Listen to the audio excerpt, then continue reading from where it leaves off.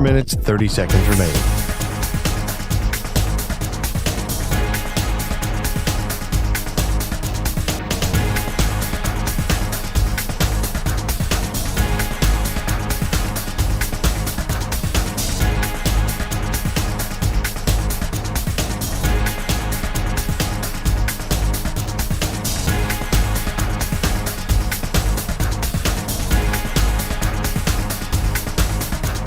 Four minutes remaining.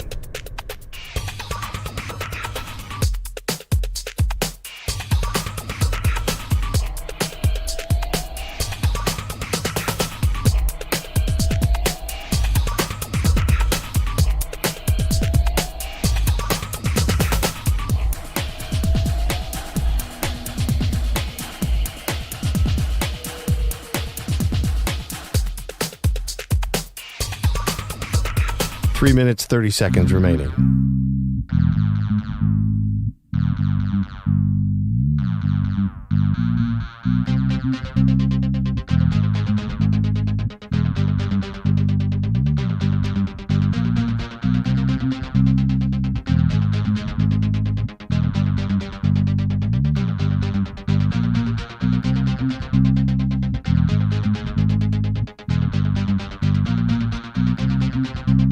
Three minutes remaining.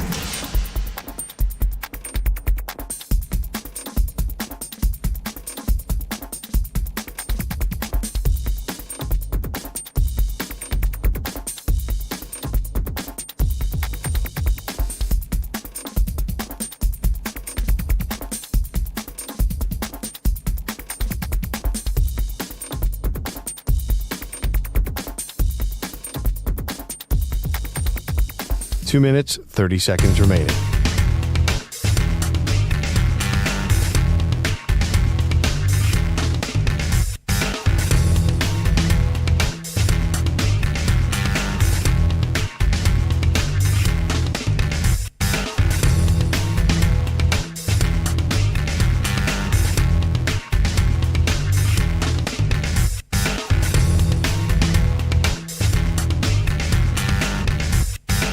Two minutes remaining.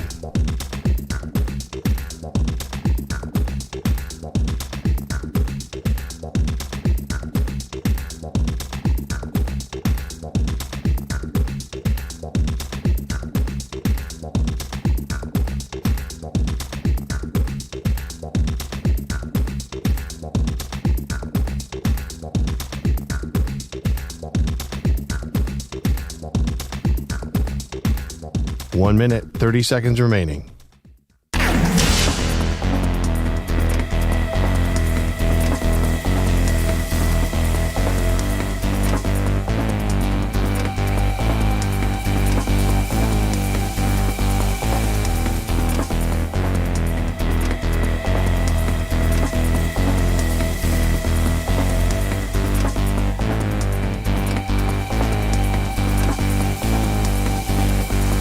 One minute remaining.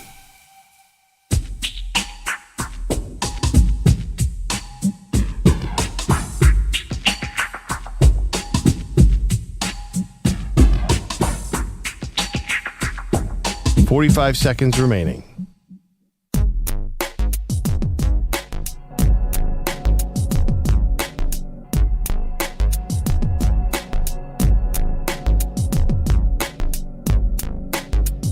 Thirty seconds remaining.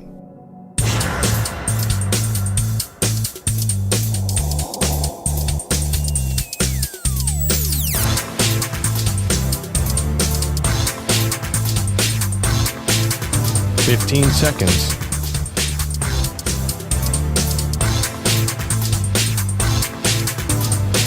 Break ends in 5 seconds.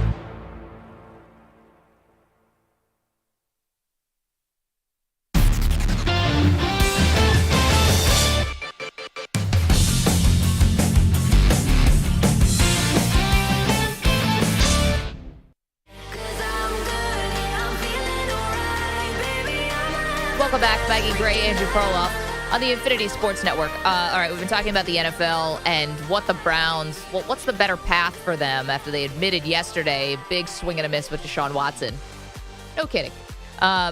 Do you go the safe route, which is trading for Kirk Cousins from Atlanta, which Diana Rossini says there's a lot of smoke around that? Or do you take another big swing, which is Shedeur Sanders with the second overall pick? I say Shedeur. Perloff thinks Cousins. 888-710-4ISN. Now, something that's been very much on your mind, Perloff, because you are the Philadelphia Eagle fan around here, is this idea that they're going to ban the tush push. There's a vote on this today, later this morning. So we might know by the time the show is over. Yeah, they seem to get up early at these owners' meetings. They're coaches. I mean, they're driving to the facility at 3 a.m. I think the competition committee has obviously some executives on it, too. I assume that hopefully they're up. There seems to be a guy in the Green Bay Packers front office who's driving this entire thing, Mark Murphy, who actually I like. But I am now thoroughly convinced they are not going to ban it. You need a lot of votes. I think it's, 24? Yeah. Charles Robinson, interviewing all the coaches yesterday, has his straw count at 10 no's already, that there's 10 teams that will vote against it. So a big sigh of relief, although I have to be honest, as an Eagles fan, I wanted them to ban it. You do? I do, because it would be just an admission that the Eagles are bigger men than the rest of the NFL. Basically, you're putting the Eagles on such a pedestal, saying we have to change the rule book because we're scared of you. Well, you're already on a pedestal. You won the Super Bowl. This would be an all-time pedestal. To change a rule just because a team is good at it, that is very rare in the NFL. And it would basically be admitting we can't figure out how to stop it, so we're going to cheat and change the rule book. Well, but it does. I feel like the NFL, I think a lot of executives and coaches are like, no, I'm not going to wimp out and ban this. So I think that the Eagles could still be successful just running a QB sneak. I think they would show that they could do that too. Here was an interesting one, though. Whether you're for it, against it, you think it's weak to ban it, you think it's smart to ban it, put that aside. Heard something interesting from Chase Daniel. And, the NFL rulebook is basically like a Encyclopedia Britannica, so why not add a few more rules? How about just not being able to run the tush push at certain times in the game? For example, inside the 5-yard line. We saw this ridiculous thing that happened between the Eagles and the Washington Commanders in the playoffs where the Commanders, Frankie Louvu, kept jumping over the line of scrimmage to the point where the referee got on the microphone and said, if you do this again, we're just going to award the touchdown. The Commanders. Maybe it's, maybe you can only run it in between the 20s, and if it's in the red zone, you can't run the tush push. Like, would that, kind of be the best of both? Now the people who are against it are kind of using this very flimsy player safety excuse, but there's literally no data on that whatsoever that it's a more dangerous play. But it's been around now 3 years. No one's, as far as I know, gotten hurt, so that's hard to buy. That's a thing, too. Like, no one's figured out the messaging of how to get rid of it, other than it's just kind of ugly and it slows down the game. I agree with that. If you are going to ban it, just admit it's hideous to watch. Yeah, the Eagles run it. They do it very slowly too, so that makes it even worse. But I don't think it's going to pass. I mean, basically, the teams that are really wanted to be banned are all the Eagles' foes, like the Packers and the Cowboys and the Rams. Well, and the Bills, but the Bills run it the second most amount of times as the Eagles, and it's funny to me that Sean McDermott, the head coach for Buffalo, is coming out saying, "Geez, this is so it could be unsafe." Then, Coach, why are you running it so much? But then he doesn't run it. He had also talked about he doesn't run it like the Eagles run it. He said we don't do it exactly like they do it. It's clearly not as good. But do you remember there was one play that they have to be careful? They love to push James Cook into the end zone. Remember James Cook got pushed 10 yards? I was thinking about this. They're a big push in the back team. So that's what you got to protect, because eventually if you're going to ban this play, then you're going to have to ban all plays where you push the running back into the end zone. And I don't think the NFL wants that, so I think it's fine. I think we're good. 888-710-4ISN. Again, Cleveland Browns. Shedeur Sanders at 2. Kirk Cousins with a trade, and then maybe draft Abdul Carter, or best available at 2. Maybe it's Travis Hunter. Coming up, we got an update for you on one of the most interesting contract negotiations in the NFL.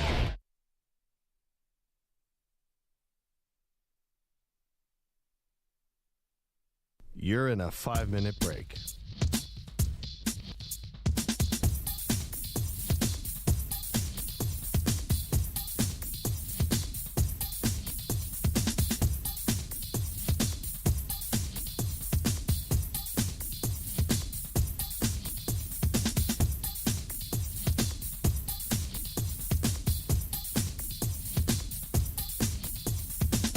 Four minutes, 30 seconds remaining.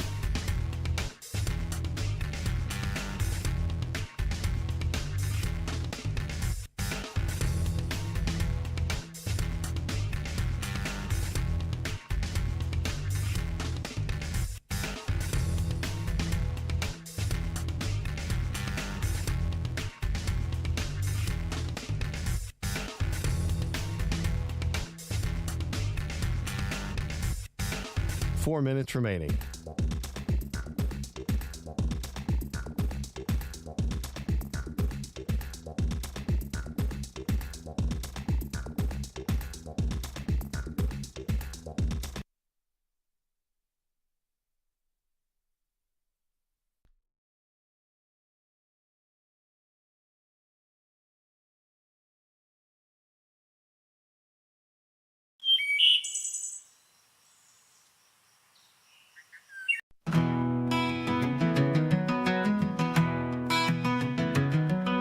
Maggie's rolling down the highway, feeling kinda rough.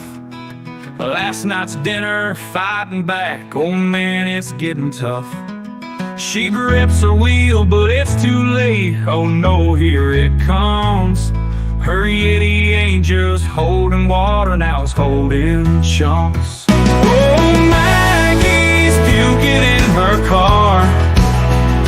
Yeti bottle's gone too far.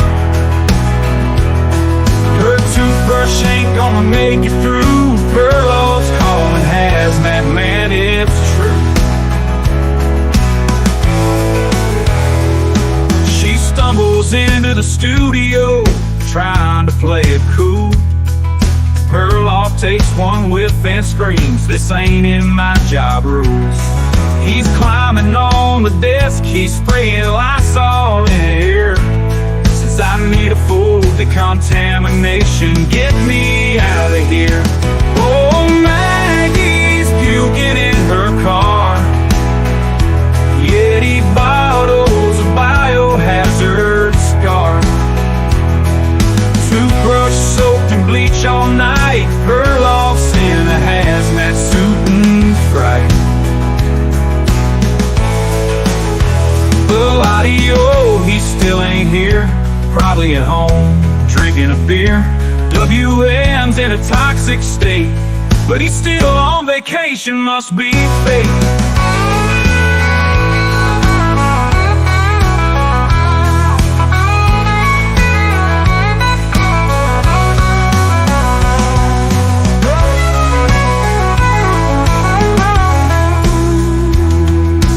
'Maggie swears she's feeling fine, says, "Come on, let's do the show."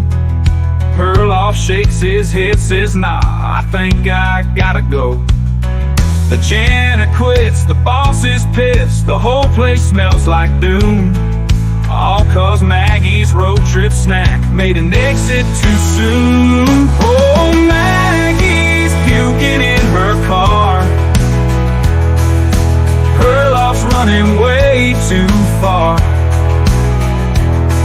The Lottie's ghosting work again. Just another day on Maggie and Perloff.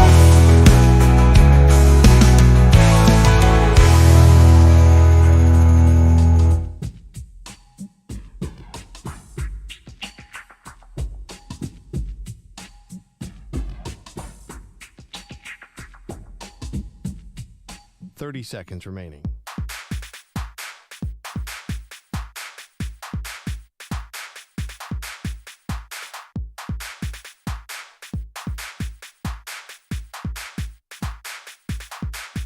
Fifteen seconds.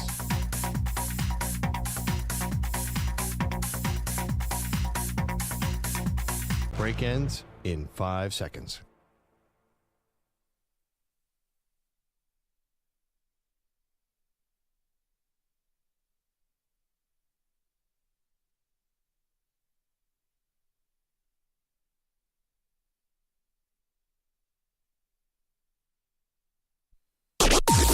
Maggie and Perloff on the Infinity Sports Network.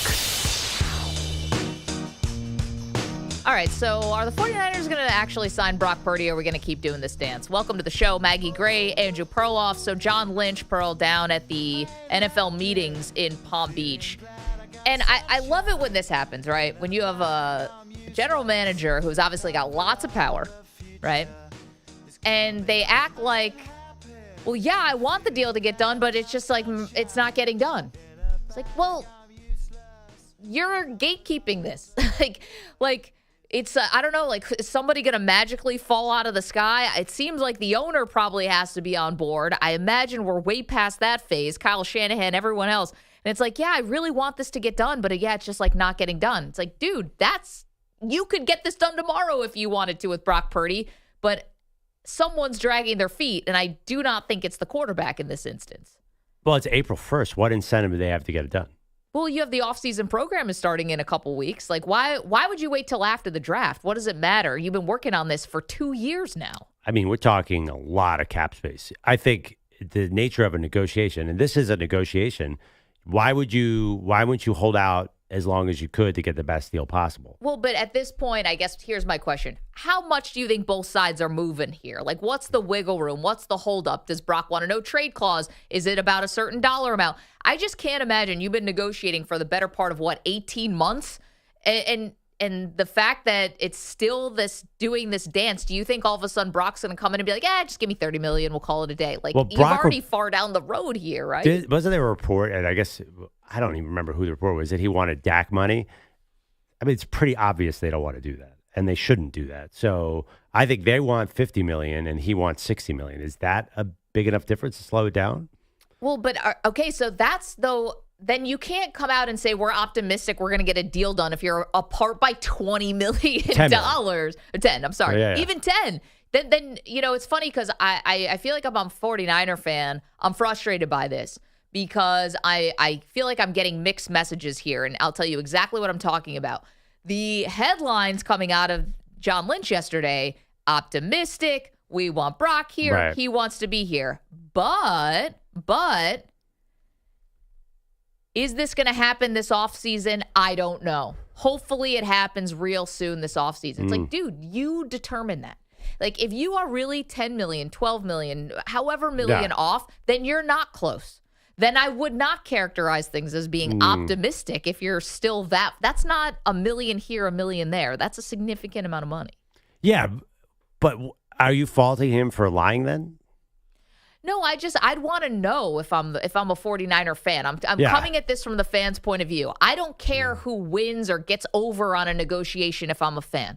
I want to know, do we have a franchise quarterback, or are we rolling with Mac Jones or something like that? Because, I think of all the teams in the NFL, like there's a couple of them where we think the coaches really think they can win with anybody. Right? There's a couple coaches out there who think, I don't need a $60 million quarterback to win. And then there's other franchises that say, we definitely have our guy and we're going to pay him. And I don't know if you trust the 49ers here that they are automatically slam dunk signing Brock Purdy. Yeah, I think you're right. But first of all, the GM at that owners, he has to say that good thing. But they have 3 years of control. Why would they panic here? They have Brock Purdy exactly where they want him. They have, I think, more leverage. That I think they're doing the smart thing.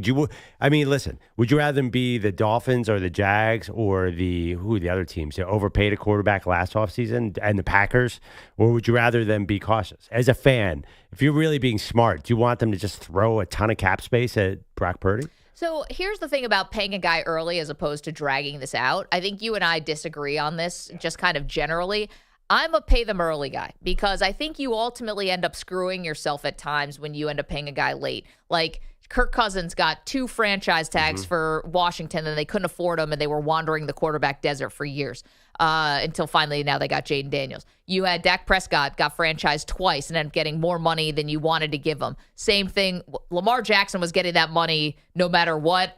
I don't know why they decided to do 2 franchise tags. I think Lamar actually wanted that a little bit, so maybe it's 2 to tango. Team saved some money on that too. But for me, it's like, do you think Brock Purdy, like these franchise tags, they're not long term, but they do get expensive. And when you sign a guy to a long-term deal, you get to manipulate how you want the cap space and how you want to divvy that up. This is why we criticize the Dallas Cowboys season after season, because they don't sign their guys early where they can say, all right, this is how we're going to dole this out, and this is what's going to be a signing bonus, and this is what's going to be a roster bonus. And instead, you're stuck paying a guy a franchise tag, and it just is what it is.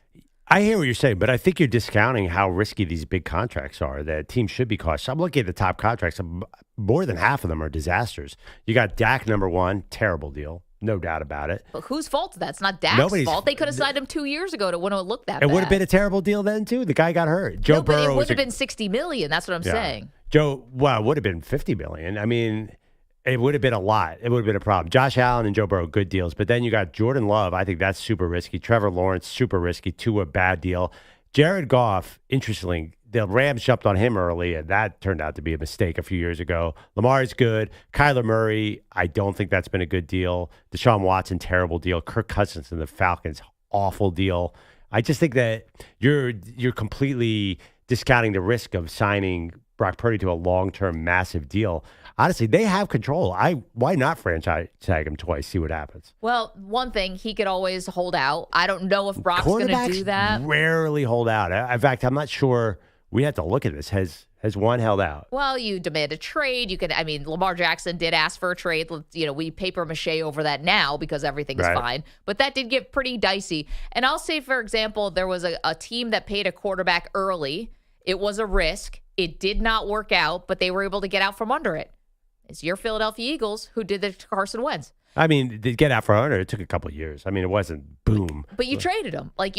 You end up getting draft capital for him, and it wasn't the death knell of the organization. Mm-hmm. And to me, that's where I want to be early to this, because which way do we think quarterback salaries are going, up or down? Guys, they're going up and up and up and up. And if Brock keeps playing well, it's just going to become more expensive for you when he's older. So, but I feel like you're ignoring the key formula in the NFL that every team wants to do. They want to build around their quarterback. Sure. They want a guy on a cheap cost control deal. I think the Niners are terrified of spending all this money on Brock Purdy and then not being able to pay anybody else. They've already got Eagles paid Jalen Hurts and still pay everybody, Pearl. But I don't quite know how the Eagles do that. I mean, Josh Allen got an extension and everybody Josh Allen got an extension and everyone else got an extension. Right, but they have some kind of cheaper units on that team. They have a lot of young guys around Josh Allen. It's called team building, okay? Yeah. And that's the job. So again, we're talking about John Lynch and to me, kind of feels like he's talking out of both sides of his mouth at times with this Brock Purdy deal. We're optimistic. We want to get it done, but we want to get done this offseason, but maybe we won't. If I'm a fan, I'm like, are we, what? Either you've seen enough from Brock that you think that he's a franchise quarterback or you haven't, right? No. Why not negotiate here? What's the downside? I don't understand. Who cares? Lamar Jackson, they fought tooth and nail. He's probably the best quarterback in the league. And, hey, it turned out they all finally made a deal and won a ton of football games. I think the worst idea is to jump on a deal now and get stuck salary cap-wise. By the way, you know how the Eagles pay everybody? They have tons of rookies and young guys. Why can't the 49ers have that? Well, the Niners have to hit at a huge rate on their drafts. They have. They find guys in the fifth round. They're a little cold round. now. They're a little cold right now on their draft picks. So that's a lot of pressure on John Lynch. I don't know. I mean, if he hadn't gotten shot, Ricky Pearsall seems like he was a pretty good draft pick. And he recovered. They've done a good job, I think, drafting. But anyway, 888-710-4ISN, 888-710-4476. 49er fans, are you frustrated with how things are going with Brock Purdy and John Lynch, or are you just letting it ride? Not really thinking about it too much. Let's get to the movie sequel bracket. Okay, we've got some results for you. Sweet 16 results are in two different regions as we attempt to find the greatest movie sequel of all time, bracket style. Blowouts this round. This thing is as chalk as the actual men's tournament. Number one overall seed in the entire bracket and in the Gotham City region is The Dark Knight. Go ahead. The Romans would suspend democracy and appoint one man to protect the city. And it wasn't considered an honor, it was considered a public service. Harvey, the last man that they appointed to protect the Republic was named Caesar, and he never gave up his power. Okay, fine. You either die a hero, or you live long enough to see yourself become the villain. All right, so The Dark Knight easily moves on past Kill Bill Volume 2. The Dark Knight got 84% of the vote, Pearl, and Kill Bill Volume 2 only 16% of the vote. I thought Kill Bill Volume 2 was a good movie, but... Yeah. We're in heavyweight class now, Maggie. I know. No more messing around. Okay, let's move on. The 3 seed in this region is also advancing. That would be Indiana Jones and the Temple of Doom. Do it now! Okay!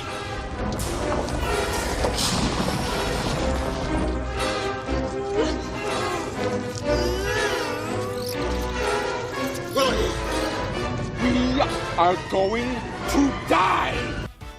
And Indiana Jones and the Temple of Doom wipes away John Wick Chapter 2. Okay, let's move on to the Corleone region. Again, we're in the Sweet 16 here, the Maggie and Perloff movie sequel bracket. We got results for you. The number one seed in this region moves on. It's The Godfather 2. Send Fredo off to do this. Send Fredo off to do that. Let Fredo take care of some Mickey Mouse nightclub somewhere. Send Fredo to pick somebody up at the airport. I'm your older brother, Mike, and I was stepped over. That's the way Pop wanted it. It ain't the way I wanted it. Great performance. Godfather 2 moves on past Guardians of the Galaxy Volume 2. That was the 4 seed, and they go home. Finally, the 3 seed in this Corleone, Sicily region, also marching on. This is the one upset. It's the 3rd seed, Top Gun Maverick, over the 2nd seed, Lord of the Rings, The Two Towers. I'm not giving you any look, I swear. It always ends the same with us, Pete. Let's not start this time.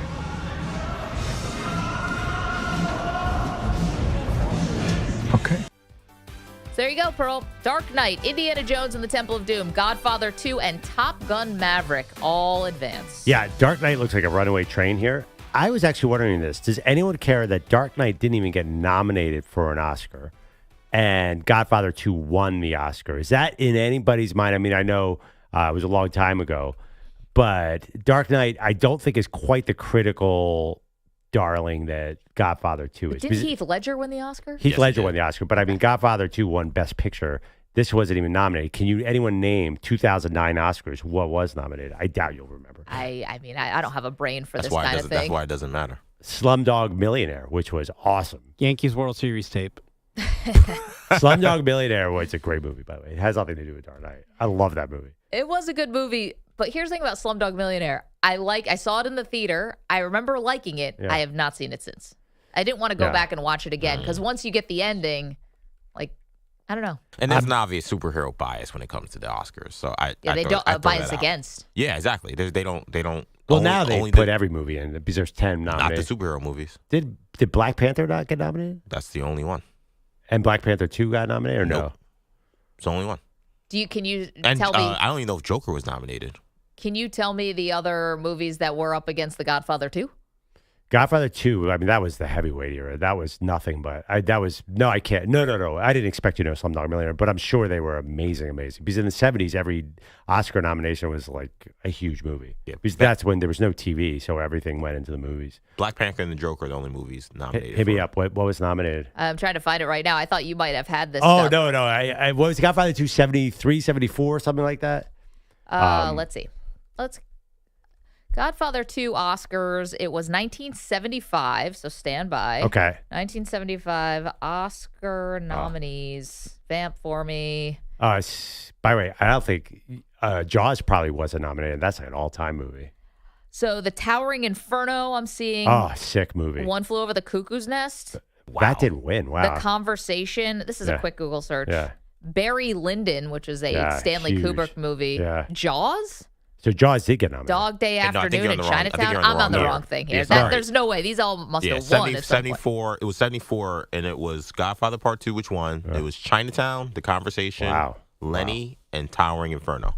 I mean, that's insane. But back then, in the 70s, was like the directors are all the critical darlings, because that was a sea change in Hollywood, probably, where all the great directors were coming up. That was a time where, like, I think the public also cared about what the critical movies were. Like, now we don't. Yeah, you can't. There's no theaters to play those critical movies anymore. Right. And they don't have, like, the budgets are just not sent to those movies for promotion, marketing, things like that. 1,000%. And all the talent is now on streamers. Exactly. Like on the White Lotus or whatever. Crazy. 888-710-4-ISN. So there you go. Some results for you from the Maggie Perloff movie sequel bracket. Wait, real question. Yeah. Do any of these, so we got two Elite 8 matchups, The Dark Knight versus Indiana Jones and Godfather versus Top Gun. Do Indiana Jones and Top Gun have any chance to pull off an upset here? I mean, I don't think so. No. I'm actually surprised that Top Gun Maverick beat out Lord of the Rings, The Two Towers. Top Gun was pretty popular. That made a ton of money. Recency bias. Maybe people remember Top Gun. They actually went to see it and enjoyed it. I don't think anyone's gone to the theater to see Godfather 2 in a long time. What? Can you find a theater playing Godfather 2? I mean, Temple of Doom has no chance against Dark Knight. Temple of Doom, I will still argue, is the weakest of the Indiana Jones. Come on, man. Except the last one stunk. Did anyone see that? No, the new one. I didn't see Oh, that. not good. Not good. Well, I mean, we're now like 40 years after the original, so Well, you would think you're asking a lot. I mean, Godfather 3 stunk too. So I mean, Top Gun Maverick, though, how many years did that come out after the original? Yeah, that was super That was high quality. I know. I'm not as big a fan of Top Gun Maverick as everyone else was, but But it's still, it delivers what you expect from a Top Gun movie. fair. The last Indiana Jones, actually, I thought it was going to be great. I did too. It was 20 years. You build up some good ideas in 20 years, and they came up with nothing. What's your favorite 3 with Sean Connery? Yeah, I like Which Last basically- Crusade. It's basically a sitcom / adventure movie. There's about Kinda. a joke a minute. The really bad one, Shia LaBeouf was Oh, I walked out of that movie. Harrison Ford's son, right? Oh, Crystal Skull. Oh. Literally walked out. I must have paid, what, Wow. $20 to see that movie? I've never done that. Walk out of a film. I was like, out of a film. there's got to be something better I can be doing with my time right now. It was the only movie I've ever walked out of. I need that. I wish I had the chutzpah to do that. There's a couple of movies I would have done that too. anything recently that you were walking out on? Maybe Thor: Love and Thunder. Oh my God, that was an Oscar. How about Ant-Man: Quantumania? Some zhuzh. Well, no, I mean, I actually wanted to see the end of that movie. Then the end was terrible. I was like, oh. You hung on. and Yeah, exactly. You were Thor: disappointed. Love and Thunder. That was that bad? Once the kids were like projectile, talking to Thor while he was on the boat, I was like, this is getting weird. And it sucks because I love that comic book. Like the Mighty Thor original story is amazing, and I feel like There you go. Taika Waititi just decided I'm just gonna make this about me. He went into business for himself. Well, I remember being a lot younger. Do you guys remember? Manny doesn't because he probably wasn't alive when the Blair Witch Project came out. Oh, I loved it. It was such a phenomenon because there was this idea that maybe it was real and they like found this footage. It was a great gimmick. I mean, and people were freaked out in the movie theater. And I remember going with my mom and my stepdad, and I think we got 5 minutes into the movie. They got into the woods, and my mom was like, I'm out. Just left me and my stepdad to watch it ourselves. And to be honest, I kind of wish that I left with her because that movie stayed with me and freaked me out until present day. So funny. My daughter wants to see it. My daughter is aspiring. Now she wants to make films. And she read that was the cheapest movie ever made and made the most money. So she wants to see it to see how they did it. It is so scary. I think it holds up too. I don't think they ever did a sequel to that, but it's called a found footage movie. Now there's tons of them. Yeah, it was revolutionary back in the day. Have you ever seen Blair Witch? I was too. No, I'm not a fan of the horror movies. I'm not a fan of that genre. Same here. There you go. I'm not either, but this Why one... pay $17 for me to just be scared for 95 minutes? Doesn't make sense to me. I know. And I'm with you, and I don't see the Saw movies, and I don't like gore or anything like that, but this one was... when I tell you guys, you had to have been there because it was like a cultural phenomenon. Yeah. You had to go see it to see whether or not it was real or not. Are you ever... Well, I know the answer for this question to Maggie is no, because she likes all these comedy sequels, but are you ever embarrassed by a movie that you liked and then you realize you got older? Oh, man, that was hot garbage. You can't ask someone who's been stumping for Caddyshack too. That's a great topic. I remember going to see Sucker Punch as a horny 18-year-old boy being like, this movie's awesome. These chicks are hot. And now I'm thinking about that movie being like, that was maybe the worst movie I've ever seen. I've never even heard of it. This is a Zack Snyder movie. Vanessa Hudgens I love is in Zack it. Snyder. No? It was bad? That is a very hit and miss. Vanessa Hudgens is in it. It's... I mean, there are some beautiful actresses in it. And again, as a 19-year-old, 18-year-old EJ, I was like, this movie rocks. And I think I saw it again on like HBO or something, and I was like, this is horrendous. I'll give you one. There was a movie that Mark Wahlberg was in with Reese Witherspoon. Yeah, that movie's awesome. What's that movie when called? They're at she's stuck in the house. Or something? Yeah, that movie's great. Alyssa Milano is in it, and I tell you, I was like, wow, this movie is super cool. When I saw it as a youngster, now that would be wildly embarrassing. I got mine, Nacho Libre. Nacho Libre, funny? that's awesome too. Except you probably understood them. Yeah, no, I really related to the entire movie. But it's in Spanish, right? Yeah. No, it's in English. It's like Jack Black. It's a Jack Black film. Oh, I'm confused. Remember Will Ferrell did a Spanish movie? I did see that. Oh, La Casa de something else. La Casa de something. I saw that movie as well. I didn't like it at then, and it probably still is garbage. But yeah, I did watch that one. But yeah, no, Nacho Libre is definitely the movie that I was like, I love this movie. And then I watched it when I was like 17, and I was like, this movie sucks. I know he's your guy, Pearl, but Grown Ups was another one for me. Oh, I remember loving Grown Ups when I watched it. And I watched it recently respectfully. Again, I was like, it's not a critical darling. No, I was but like, it's why funny. did I like this so much? I actually have this kid movies. I showed some of the '80s movies, iconic John Hughes movies, to my daughters. They did. Some of them did not hold up. They are like, Ferris Bueller's obviously sick. What are his parents idiots? There was a lot of. I forgot how much. The John Hughes to them was not quite as cool as I. They did like Breakfast Club. They did not like Ferris Bueller. Matthew Broderick? You mean Inspector Gadget? Yeah, that hurt. that hurt a little bit. Oh my gosh!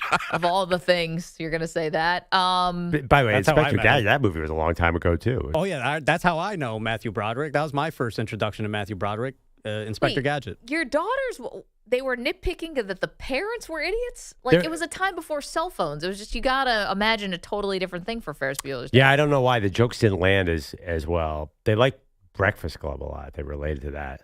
As all angry teenagers do. Yeah, no doubt. 888-710-4ISN. We start off this conversation talking about the 49ers. That's what happens when you do a movie sequel bracket. You never know where this is going to go.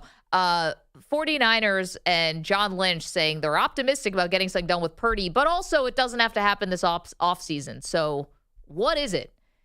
Which one? And if you're a 49er fan, does that frustrate you? 888-710-4ISN. Coming up, we'll play a robust game of Do You Believe It next. Mm-hmm. You're in a 5-minute break.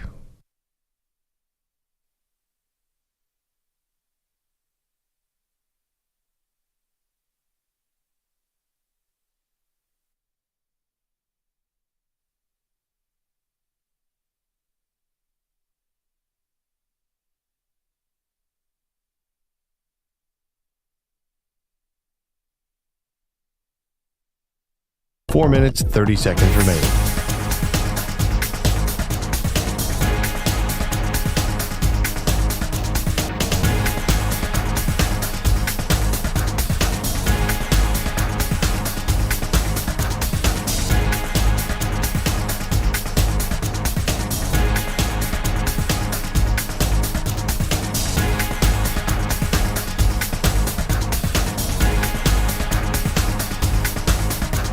Four minutes remaining.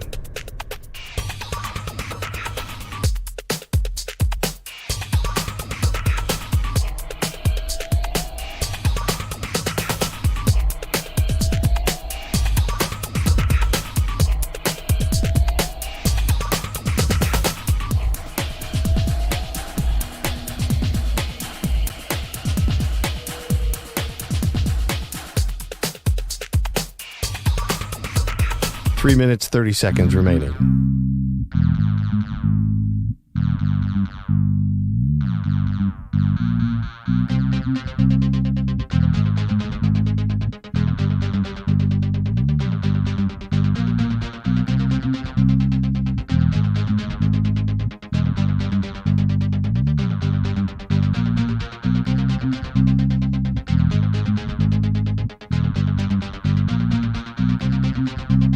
Three minutes remaining.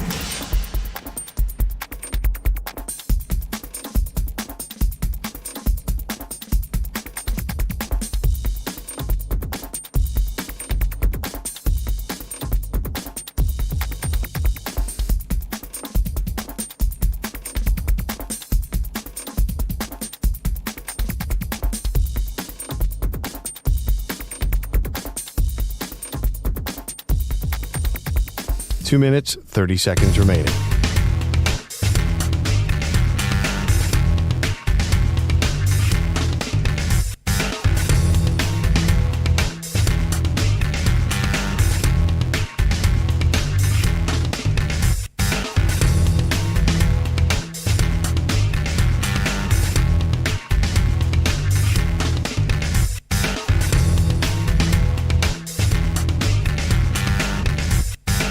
Two minutes remaining.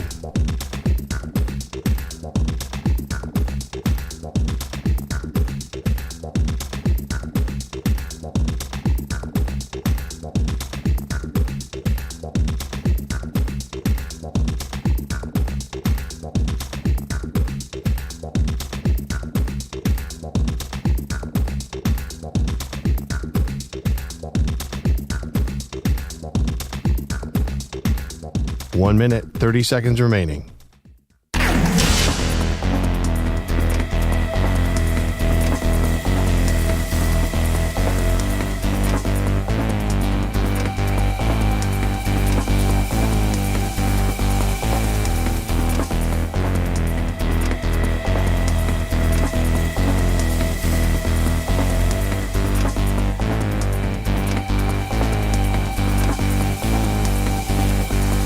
One minute remaining.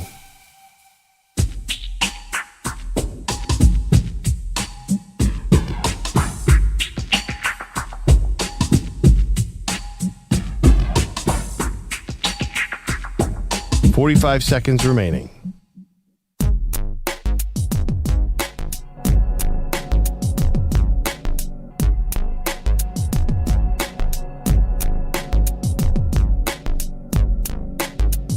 $30 seconds remaining.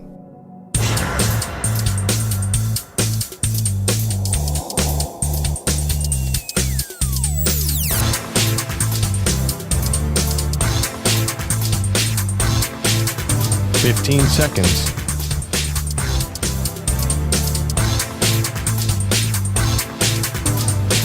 Break ends in 5 seconds.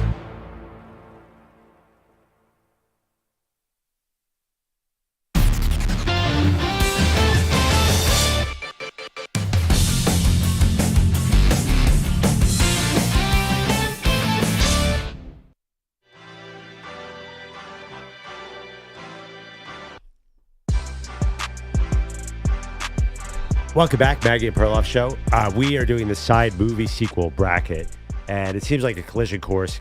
Godfather 2 versus Dark Knight, which caused this entire side conversation. I'm still trying to think of the movie that I was embarrassed to love.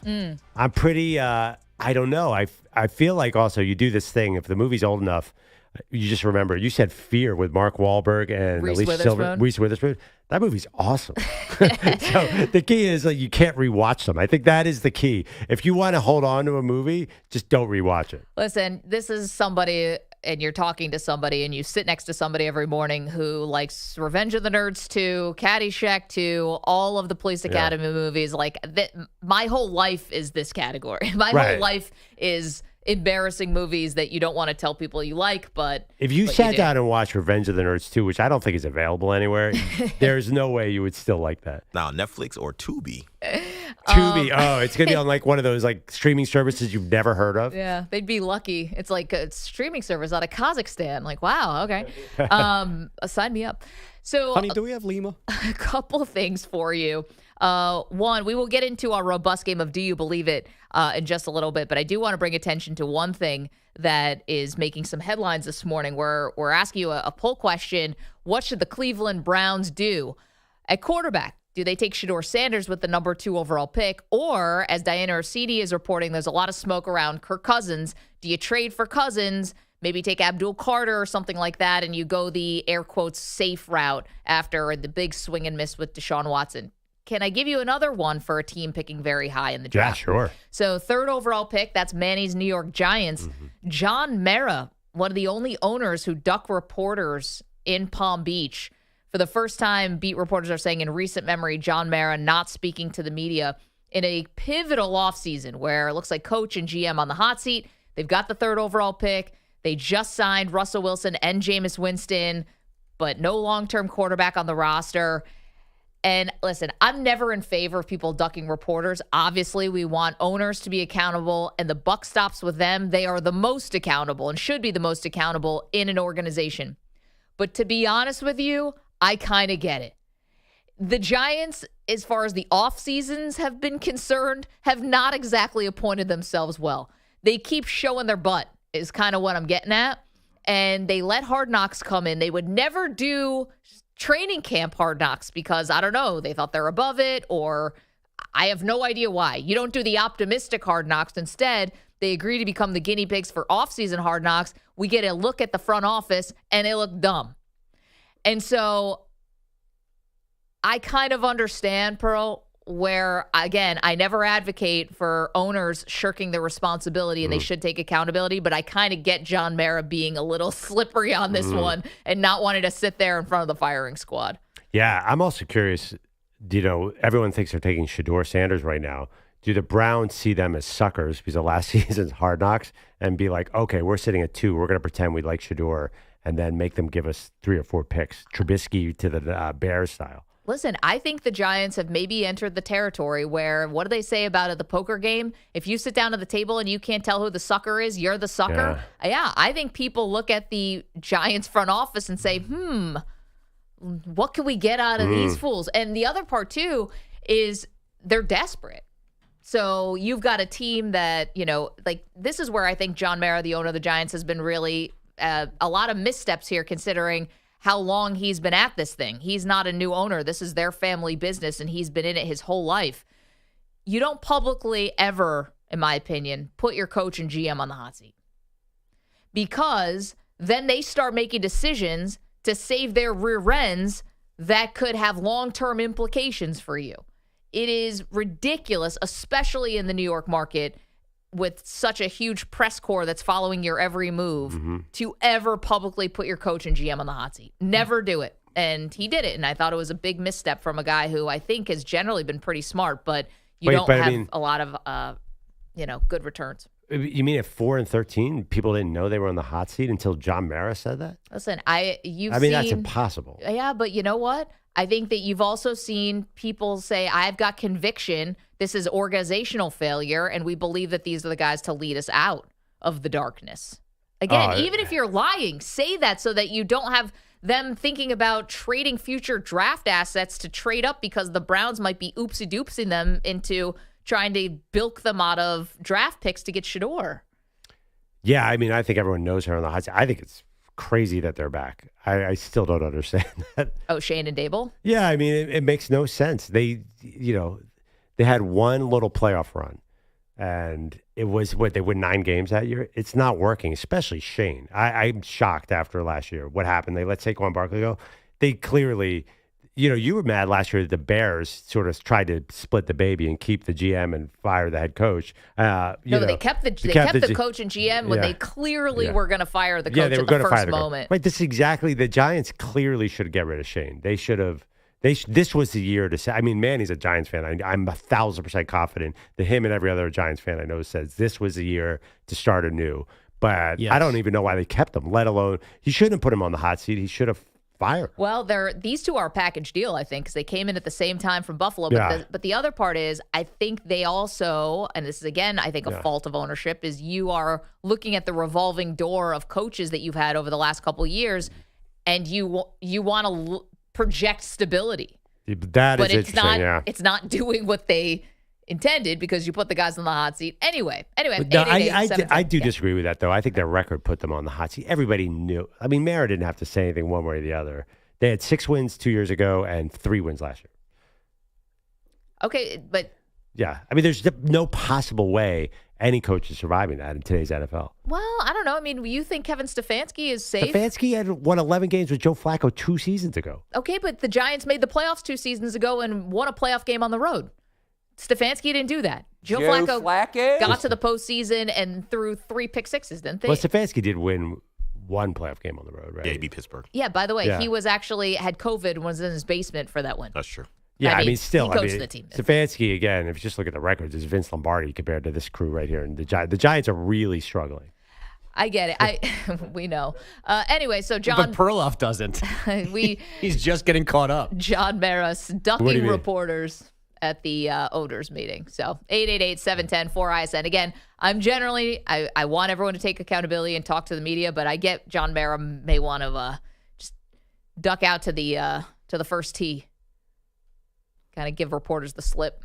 I don't get that line. Perloff doesn't. I've done the New York Giants record. I didn't understand that joke, and I want to be in on it. It has seemed like more than once you were unaware of how bad the Giants have been for how long, and now you're a Giant expert on their pain and suffering. That's all. We've made this joke before that you didn't realize how bad the Giants have been for so long. It's usually like, Bogusch, the Giants really suck. Yeah, Bogusch is like, I know, and I'm sad. That's usually how the joke goes. Got it. To the headlines. What's up, folks? While we wait on NFL owners to vote on banning the Tush push, there are other decisions coming out of these meetings in Florida. The league now has 21 days, not 28, to flex a Sunday game to Thursday Night Football.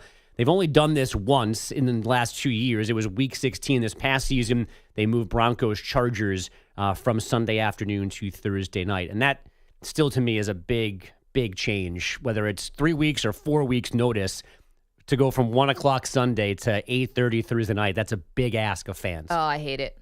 I hate it, especially when it's the 1 o'clock games, because I think there are people who love those 1 o'clock games, and then there are people who get excited about the primetime games. It's two totally different types of fans, I think. Well, I mean, one of them is a game I'd bring my kids to, and the other is not. Right.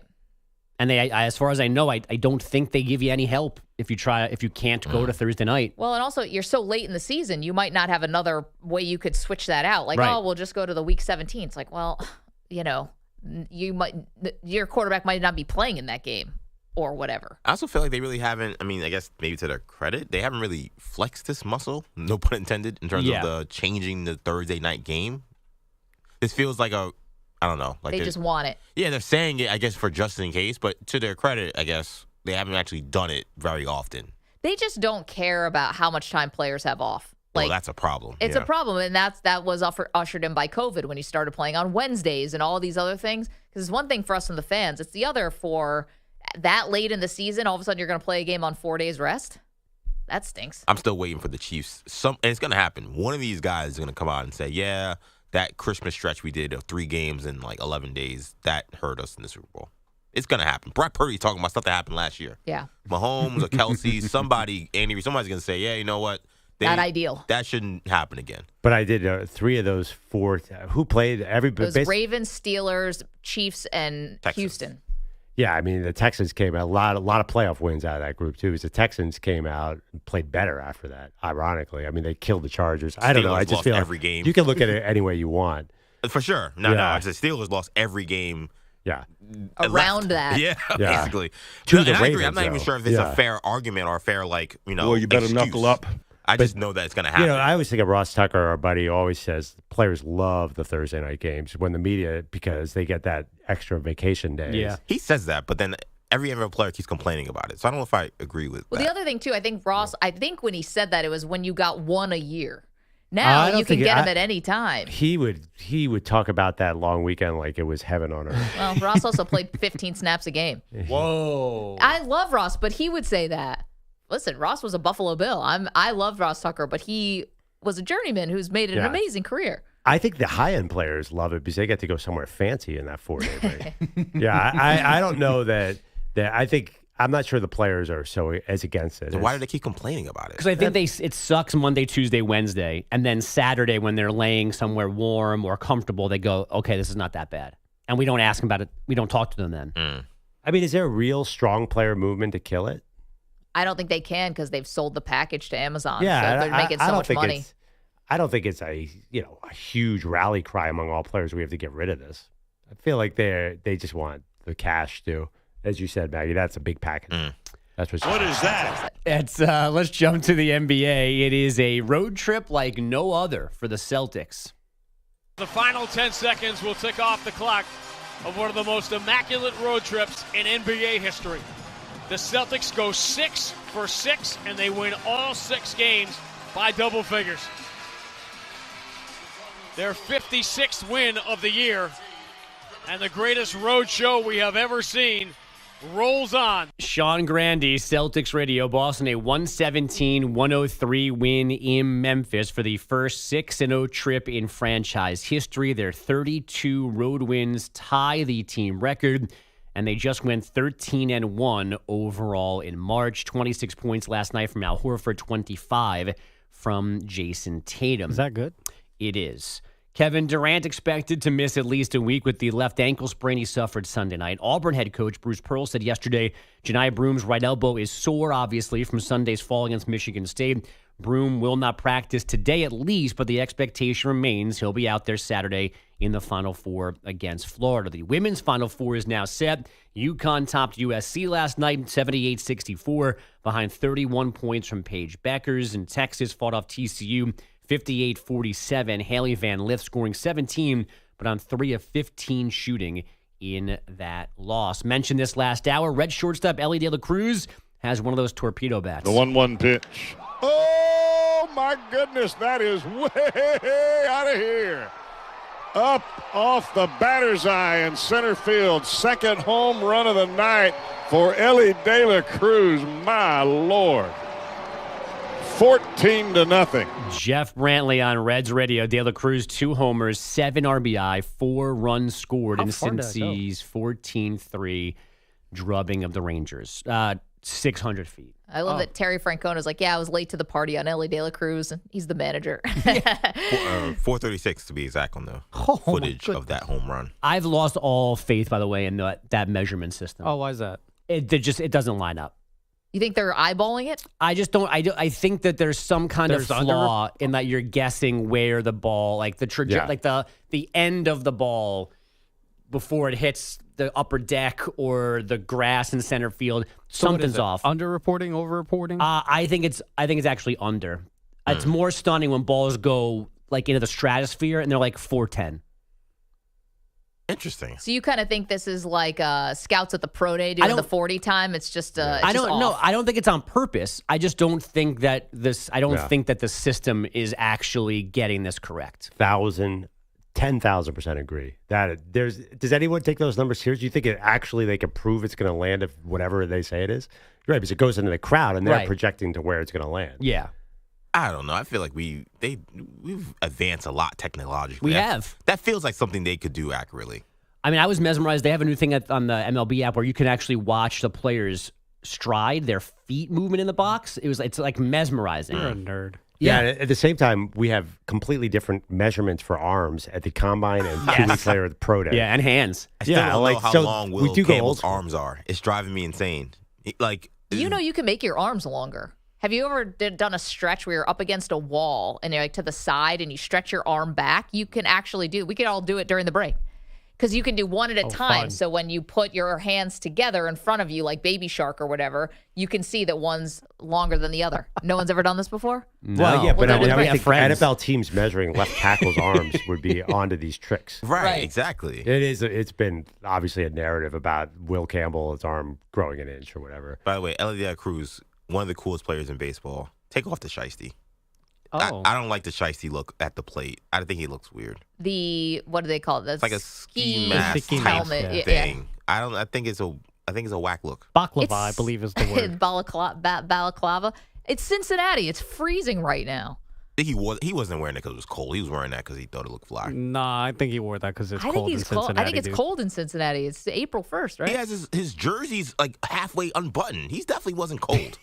You're right. It does show some half a nipple sometimes. Yeah.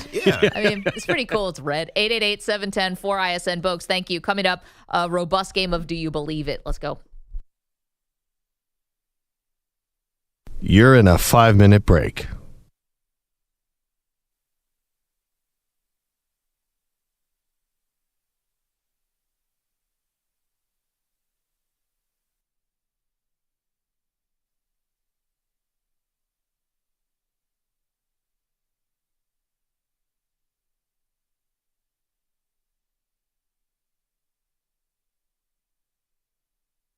Four minutes, 30 seconds remaining.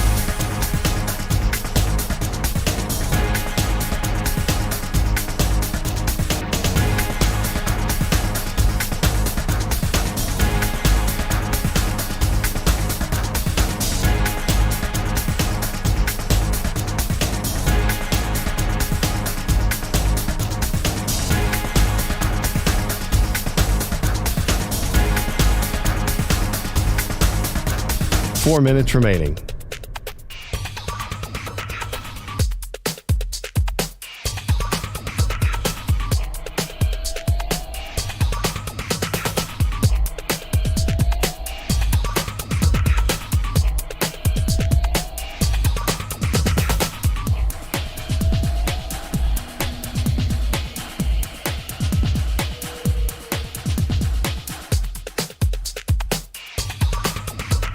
Three minutes, 30 seconds remaining.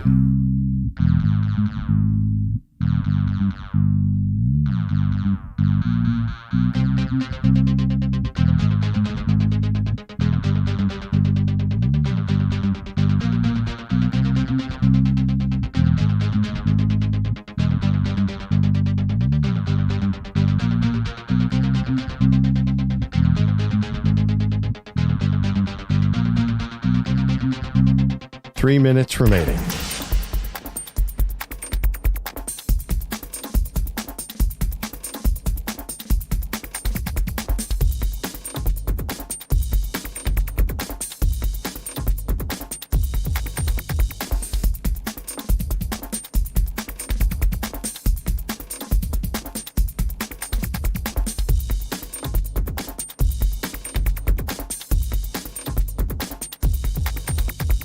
Two minutes, 30 seconds remaining.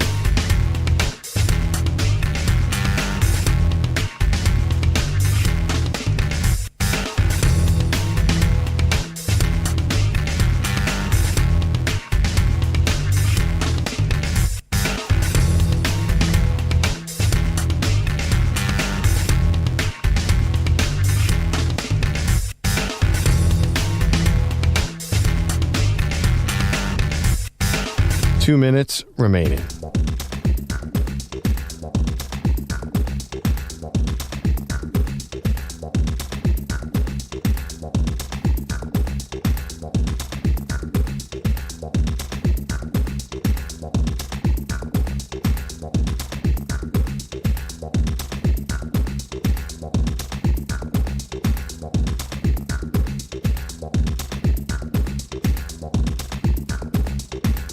One minute, 30 seconds remaining.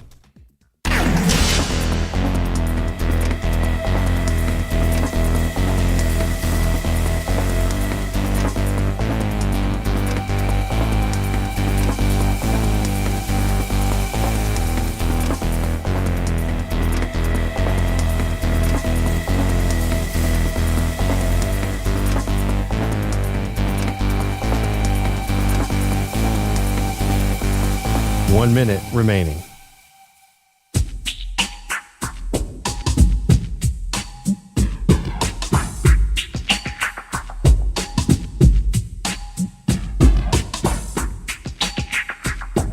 .45 seconds remaining.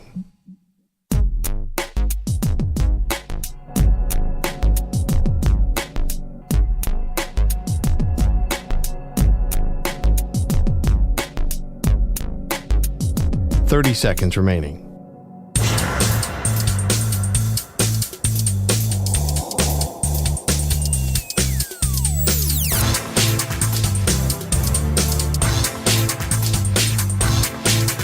.15 seconds.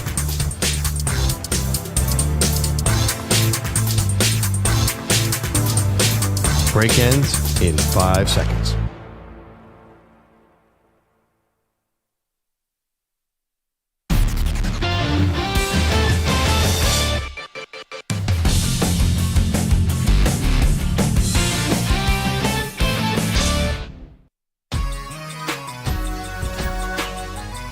Welcome back, Maggie Gray, Andrew Perloff. All right, we've got a lot of different news coming out of this NFL meeting in Palm Beach. So we're going to play a little game we like to play around here called Do You Believe It? Because it is lying season, Pearl. But we try to get glimmers of maybe truth nuggets sprinkled in throughout. So let's go. I'm gonna already say I do not believe it because you point out everybody's lying right now. Well, I don't know. Not everyone has a reason to lie. Okay, so here we go. First, do you believe it? It's Mike Tomlin speaking to reporters yesterday about the quarterback situation in Pittsburgh, says he's comfortable with Mason Rudolph as QB1. That's why we brought him back. I'm comfortable with that, man. We've been there before. He's a very capable guy. Yeah, you know, it's funny. I actually... Do you believe it? I do not believe the Steelers are going to stop adding quarterbacks. They're definitely adding a quarterback, but I do believe that Mike Tomlin is probably comfortable with Mason Rudolph because I think he wants the lowest FI quarterback possible so he can win every game 18-13. But mega truth, I do not believe for 1 second that they're not going to add another veteran. I don't think that there's any scenario where they're like, okay, we have Mason Rudolph, we're set. If he actually is comfortable with Mason Rudolph as QB1, then your original thought on Tomlin that he has a lifetime contract would actually be true. Because you can't actually think you're ever coaching for your job and saying, you know what, cool, we're going to bring in Mason Rudolph. He's going to be our QB1 and we're just going to roll with that. I mean, they would be 9-8 with Mason Rudolph. There's no doubt about that. He was 5-3 in the year 2019 as a starter. You know, Tom, but think about Tomlin for a second. He does want no offense. Can we agree on that? Well, that's going to keep them in the... Exactly what's going to happen. Just awful. Okay, another do you you believe better knuckle up. Let's go and stick in the AFC North. Kevin Stefanski, speaking to the media yesterday, says the Browns are excited about Kenny Pickett. Yeah, very excited about Kenny. We've had him up into our building and just the brief time talking to him, understanding what he knows about this game and how he's been coached. I caught up with some of his former coaches in Philly and filled me in on the type of person, type of player. So excited for Kenny and the opportunity, see what he's capable of, and he's got the right makeup for it. Do you believe it that the Browns are excited about Kenny Pickett? I do not believe it, which is why we're talking about whether the Browns are going to either draft Shedeur Sanders at 2 or trade for Kirk Cousins. I think being excited about Kenny Pickett, that ship sailed a while ago. And even when we saw him get in for Jalen Hurts this past year as the backup in Philadelphia, it still was not very inspiring. And that is a team that just won the Super Bowl. So, no, I do not believe they're excited about it. Yeah, what I think Stefanski's trying to do there is say that we have some options at quarterback, and therefore we don't necessarily need to draft. He might be playing games with the draft position. He wants to pretend that Kenny Pickett is an option. By the way, interesting, I was reading about a Tush push. Kevin Stefanski, best friends with Nick Sirianni. So that's where this Pickett came from. Got it. So I do think he probably likes him as a backup. There's no way it's true. I agree with you. But I do try to think they're presenting him as an option. Final one in a game of Do You Believe It? This is Tennessee Titans head coach Brian Callahan saying the Titans are open for anything with the number 1 overall pick. I think we're open to everything at this point. I mean, we've been consistent with that approach from the get-go, and that hasn't changed. We're doing our due diligence on all the options available to us, and when it comes time to make the decision, we'll make it. Do you believe that the Titans still have not made a decision? I do believe they're open for business because I do think the Godfather offer might work. If the Giants say, we'll give you, if you're the Titans and the Giants call and say, we'll give you 2 first-round picks this year, actually even more, 4 picks, if they could get a hold, then they would, I don't think it's 100% done. I do think they're obviously leading Cam Ward, but I think there is an offer out there that could get them off their place. I just don't think that offer is coming for Cam Ward. I think that offer would have come for Caleb Williams. I think that offer would have come back in the day for Trevor Lawrence. I don't, maybe even Jane Daniels. I don't think that offer is coming for Cam Ward. Do you think they know it? I know they know it, and I think this is all a smokescreen. I think this is the NFL telling them, hey, don't tip your hand yet on what you're doing. We want to create as whatever drama we still can at the top of the draft, which I think the Browns are doing. So, we've known who's going number 1 overall at times. But you don't think there's a temptation to think the Giants might, the Giants probably maybe they want Cam Ward or the Browns and would trade next year's first, and then boom, we get Abdul Carter now and a shot at a quarterback next year. You don't think that there's at least part of the building that's interested in that? Depends. Do you think you can trust that owner? Where if you don't take a quarterback and you have another season where you win 3 games with Will Levis, that you're still going to have your job? The Titans? Yeah, he just got there, the GM. Yeah, but the head coach didn't. And I don't know, and I know the GM came from Kansas City, but there's a lot of new faces and voices in that organization, and I don't know if they can afford to pass on a quarterback right now. That's me. 888-710-4ISN. We want to hear from you. Coming up next, what's going on?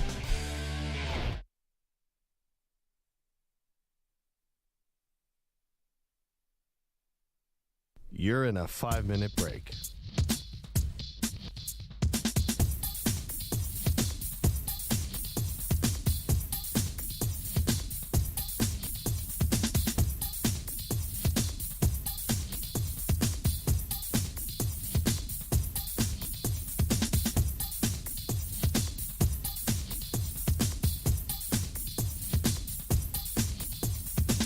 Four minutes, 30 seconds remaining.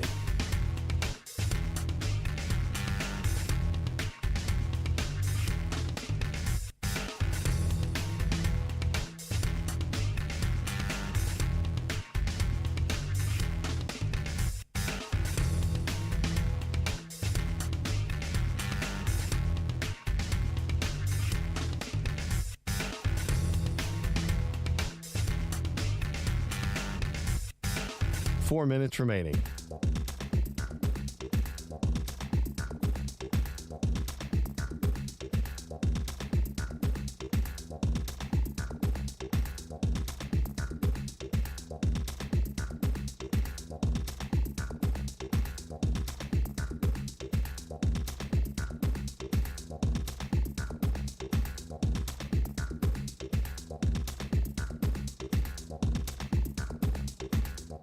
Three minutes, 30 seconds remaining.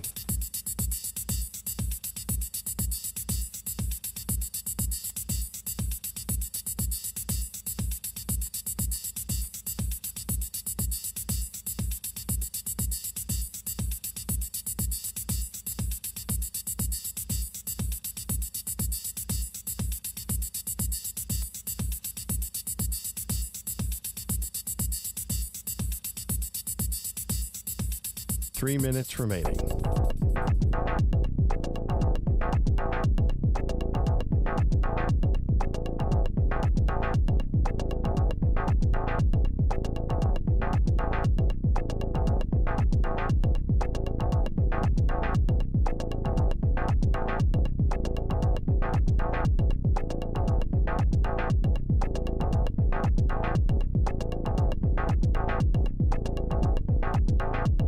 Two minutes, 30 seconds remaining.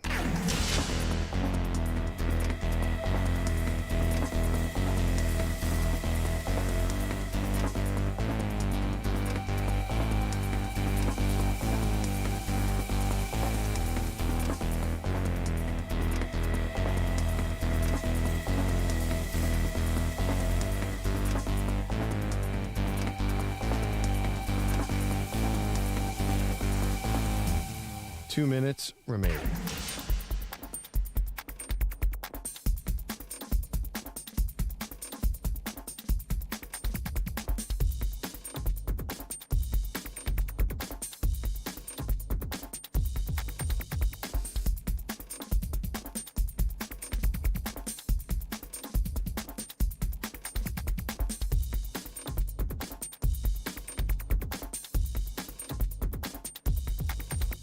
One minute, 30 seconds remaining.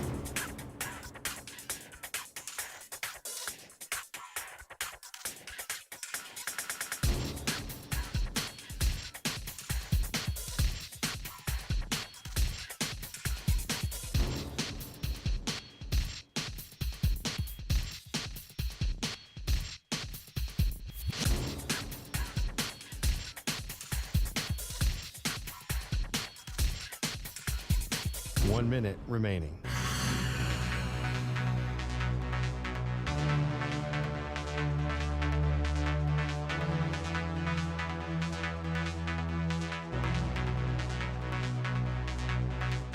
Forty-five seconds remaining.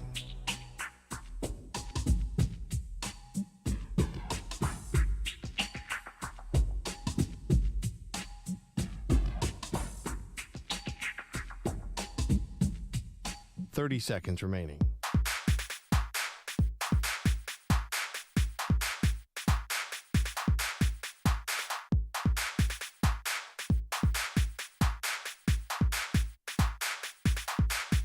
Fifteen seconds.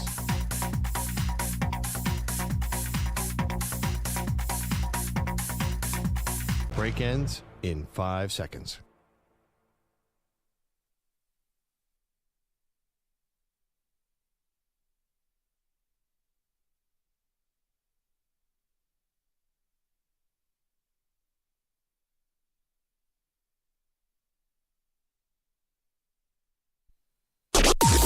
Maggie and Perloff on the Infinity Sports Network.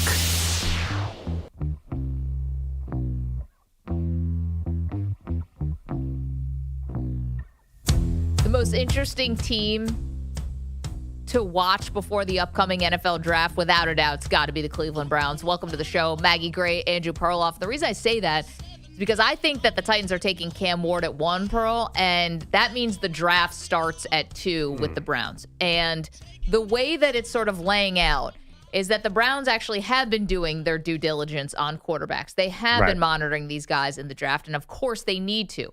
Yesterday, the owner, Jimmy Haslam, comes out at the meetings, the NFL meetings in Palm Beach, taking full accountability for how bad the Deshaun Watson thing has gone, right? So no kidding, sir. But also saying it was a huge swing and a miss, and now they have to dig themselves out of a hole because of all the draft capital that they spend, all the money that they spend, and Deshaun's been a zero. So there's two ways to do this. And the way we see it is there's two different roads that the Browns could take here. At least there's two obvious things. One, you take Shedeur Sanders second overall.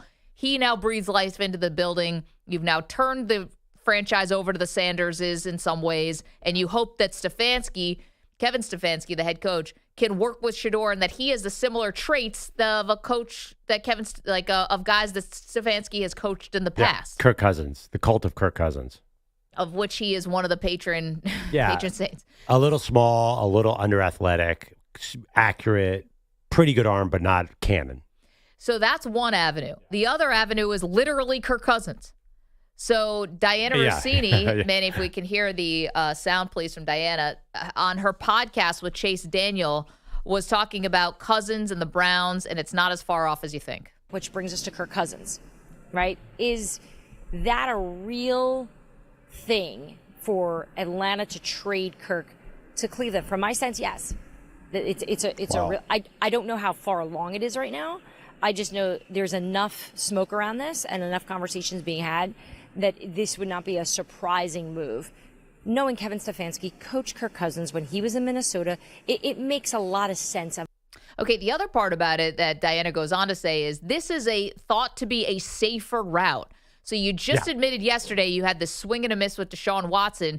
Do you want to take another big swing with Shedeur Sanders, who not all talent evaluators think he is kind of worthy, if you will, of the second overall pick? He's more of a late round first quarterback or even second round. Some talent evaluators. It's very split. He's not a slam dunk. No, nobody is, but he certainly is not. So is the safer route Kirk Cousins? I don't think so. I don't think that's a safe route. If you're really trying to save your job, you're telling me 35-year-old Kirk Cousins coming off of an injury, he's going to be the guy who's going to ride into town, and all of a sudden, what? You're winning playoff games? You weren't winning playoff games with Kirk Cousins when he was in his prime, let alone now. That's the knock on Cousins. He can't win playoff games. So, to me, I think if you take Shedeur, because if it doesn't work out with Cousins, you're getting fired, and if it doesn't work out with Shedeur, you're getting fired. That's just the world you're living in if you are a Browns front office or head coach. Well, but I think you have to define what you mean by safer option. You're talking about a safer option to keep your job, or what's a safer option as far as a team building perspective? Because I think it's a much safer option to go with Kirk Cousins for 1 year than commit 4 years to Shedeur Sanders. They just got screwed by making too big of a commitment to one quarterback. What if they miss on Shedeur? Then we're talking another 4 years of struggling. That's a huge risk, too. At least it's not a big money obligation, though. That's the thing. The quarterbacks are number cheap. 2 overall, though. That you say it's not a big money. First of all, there is some money to it. It's a big team commitment to take a quarterback number 2 overall. You can't just be like, it's not even the same as when the Cardinals picked Josh Rosen and then took Kyler Murray number 1. Number 2 overall, you got to try and make that guy work. No, definitely. But again, it's not hamstringing me in terms of like my cap, and I can still fit in other good players around him. That's the beauty of having a guy on a rookie deal as a quarterback. Okay, yeah, that's true. The upside of Sanders to me is just so much higher than Cousins. And think about what you just said. You bring in Kirk Cousins for a year. All right, so what do? He's good enough to win you 8-9 games, and then you find yourself next year coming into the offseason with the exact same questions about what you're doing at quarterback, just with a worse draft pick. You got Abdul Carter running around. Okay, well, we'll see about his foot injury. Travis Hunter. Yeah, maybe. Yeah. I just think that I think the safer route is, you could argue, the veteran, obviously. I think that's what they're thinking. You have no idea what a rookie's going to do, especially one where this is more about demand than supply. If it was a normal draft, Shedeur probably wouldn't go number 2. It's just the Browns need a quarterback, Titans need a quarterback, and Giants need a quarterback, so he probably will not last past number 3. The other thing about Shedeur, too, is, as you said, he's quite polarizing. Last year, no brainer, you go with a quarterback at 2. This year, it's just so all over the place. If the Browns take Shedeur Sanders, aren't you going to be nervous they're going to be terrible? I'm nervous that the Browns are going to be terrible all the time. I'd be nervous they'd be terrible with Kirk Cousins. I'd be nervous they'd be terrible if they were picking Cam Ward. I don't trust the Browns, period, full stop. I wish they could get Flacco back in the building. That was a major mistake. I mean, what are we talking about here? Joe Flacco? I mean, we're talking about 300 yards a game. Well, he could be very good there. He could win 10 games. You don't think Joe Flacco could win 10 games as the Browns quarterback? I don't think Joe Flacco could stay healthy the whole season. Why? Because he's 40. So he what? doesn't move. Yeah, I know, but he throws the ball. He's Joe Flacco. He's 6'7". He'll be fine. Okay, so here's the other thing about Cousins. It's not as cut and dry as just taking Shedeur Sanders at 2 also, because Cousins is under contract with the Atlanta Falcons, and he has a no-trade clause. Here's Raheem Morris, the head coach of the Atlanta Falcons, just moments ago talking about Cousins. We still feel very strongly about Kirk being our backup quarterback. We still feel very strongly about the human, still feel very strongly about where he stands right now. You know, obviously, we know this is a business. There are going to be some business aspects to everything that you do. And when you're talking about those things, these are all the type of feelings where you want to get feelings on how you go about our process. Mm-hmm. Yeah, Cousins hates these guys' guts. He realizes that, right? I mean, Cousins doesn't trust anybody there. He hates these guys. He has to. We know how he feels about them. They promised him he'd be the starter, and then they drafted Michael Penix, and it was just basically a big doomsday clock for Kirk Cousins on when he was going to get pulled.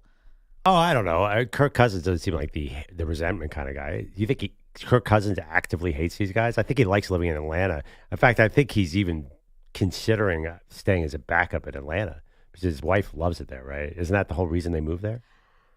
I think he doesn't want to underestimate Kirk Cousins' competitiveness at your own peril. I think literally you like that guy. Yeah, I think he's the silent assassin like that. He projects one thing publicly, but I think behind the scenes, we know he was miffed that they took Penix. Oh yeah, he definitely was. But I do think he's going to be careful. I think he is very concerned about every team that he could go to, the rookie quarterback scenario. I think at the end of the day, if he's going to be a backup, where's a better place in Atlanta? Do you think he's going to play? I mean, I think Michael Penix is as injury prone as any quarterback that's in the league. I think Atlanta's the spot to be a backup. That's why he's not going anywhere. He's not going to bridge quarterback this. He doesn't. If Cleveland moved in and took Jackson Dart at 18, that's his worst case scenario. Oh, I understand, but he was also spotted at a Chipotle in Cleveland, and nobody thinks he was there by accident. So clearly, he's having a conversation with the Cleveland Browns. I didn't understand in that original soundbite. Why did Chase Daniel give a wow to Kirk Cousins? That's been talked about since the day after the Super Bowl. Everyone's thought that Kirk and the Browns have been linked. So here's the thing. I think you're underestimating Kirk Cousins' ego. Again, outwardly, he doesn't project that. He's a humble guy and man of God and all that. But I do think he sees himself as a starter. Are you fond of that? Yeah. That's the reason why he left Minnesota. So he wants to be the unquestioned starter. I don't know if he's earned that right now because he's coming off of multiple injuries, but he clearly wants to be the unquestioned starter. So, I don't think he'd be a backup in Atlanta at all. Well, no, I think what I'm saying is if he's waiting until after the draft, right? I think if Cleveland drafts anybody in the first round, he's not going to go there. Right. I think if you're going to be a backup or if you're going to have a first round pick, he'd rather be in Atlanta than be a backup elsewhere. I don't think he waives his trade clause if there's another quarterback. I don't think he's going to go be a backup anywhere else.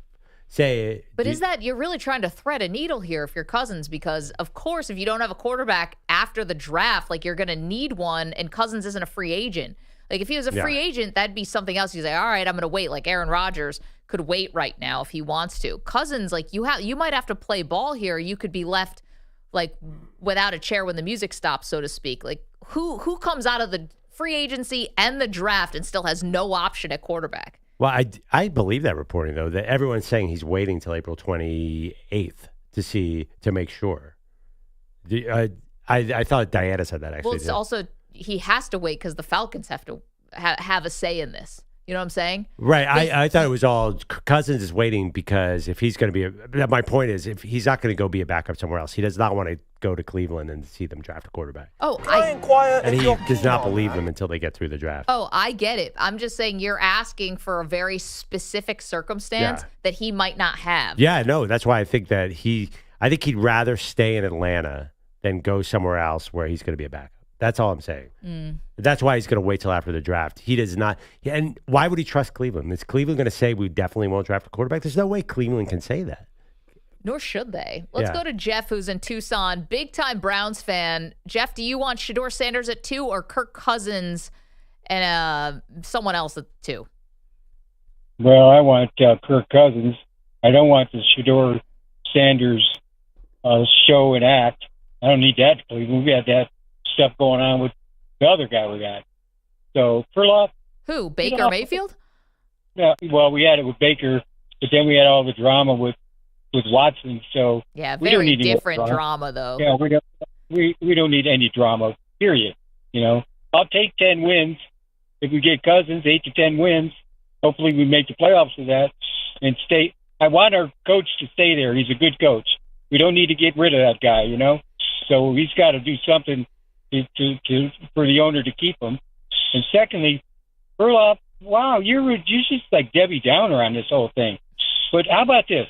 We go with Kirk Cousins. We trade our 2 pick, okay? Okay. With Atlanta. What's Atlanta's pick right now? No idea. Wait, why would you trade your 2 pick? Atlanta's 15. Okay, so we trade our 2 pick to Atlanta for their pick and their second-round pick for Kirk Cousins, all right?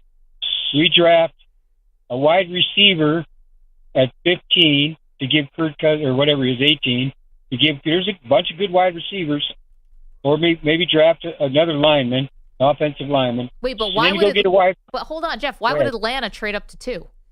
Yeah. Why would Atlanta trade up to 2? Yeah. Why wouldn't they? Well, we can go around in a circle over and over again, Jeff. Thank you for the phone call. I don't think they're that desperate to get up to 2. That's what he's saying. They have their quarterback. You can get wide receivers all over, first round, second round, maybe a pass rusher. They want Abdul Carter. Yes. That sounds like a great trade for Atlanta. Atlanta, by the way, Kirk Cousins. Travis Hunter? Kirk Cousins is going for a 5th-round pick, not a number of a massive. That's crazy. Like the number 2 pick is not involved. Like we're Do you talking. think Atlanta's about to make a move? What happened when they got Julio Jones? I think they traded up from 28 to 6. Yeah, something like that. But Kirk. By the way, I was being generous with a 5th rounder. I mean, I think he's a conditional 5th rounder. Raheem Morris would drive Kirk Cousins personally to Cleveland if he can get the number 2 pick in the draft for him, even if it cost him the 2nd-round pick. Yeah, sure. Yeah, I don't know if Atlanta's that desperate. I don't think it's desperation. I think it's a good trade. Oh my God! No. It's not on the. That's a ridiculous scenario. To get up from 15 to 2, you'd have to give so much. No, but in that trade, he said just give up Cousins in the 2nd-round pick, and I'd be like, bet. Here you go. Yeah, but Abdul Carter, you're an Atlanta Falcon, baby. Well, I don't think. But there's no snowball's chance, and that's going to happen. They could give up. I think if they call right now with a 6th-round pick, Atlanta says yes, but then they have to wait. Kirk reportedly won't waive his no trade till after the draft. What an interesting thing. 888-710-4ISN, 888-710-4476. You can weigh in on what you think the Browns should do. Let's get to some movie sequels. All right, guys, we're on the other half of the Sweet 16 for the Maggie and Perloff movie sequels bracket, and we've got a couple more matchups for you that you can vote on as soon as the sound of my voice, as soon as you hear it. Number 1 seed in the Hoth region is, of course, Star Wars Empire Strikes Back. Calrissian, take the princess and the Wookiee to my ship. You said they'd be left in the city under my supervision. I am altering the deal. Pray I don't alter it any further.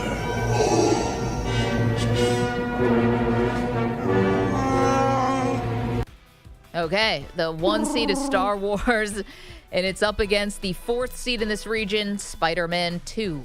You once spoke to me about intelligence. That it was a gift to be used for the good of mankind. A privilege. These things have turned you into something you're not. Don't listen to them.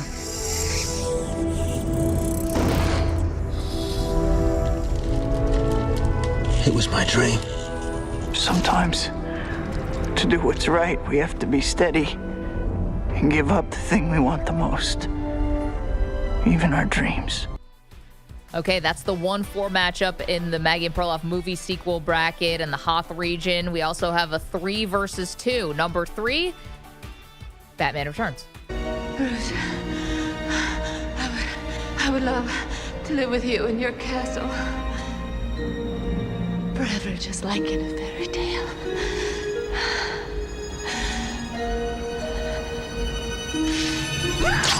I just couldn't live with myself.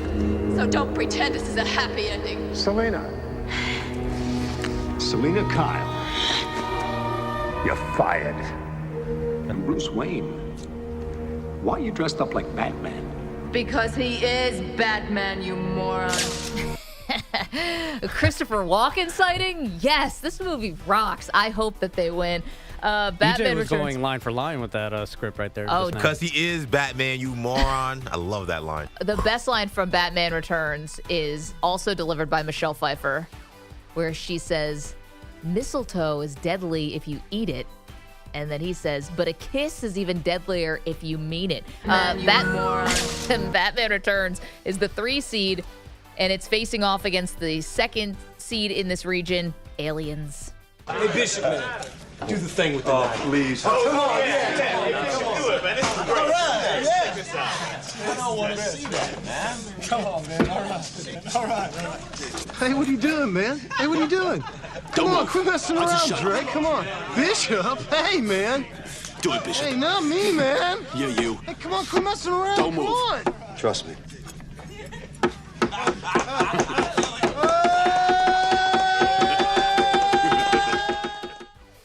Okay, so that's the Hoth region. We move down to the LA region. It's the Maggie Perloff sequels bracket, Sweet 16. The number 1 seed in this region is Terminator 2. Shut your eyes.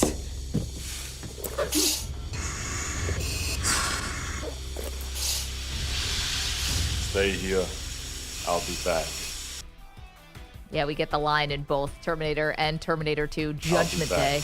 We got some Cinderellas in this region, Pearl, the LA region. So number 1 seed in the region is Terminator 2, you just heard.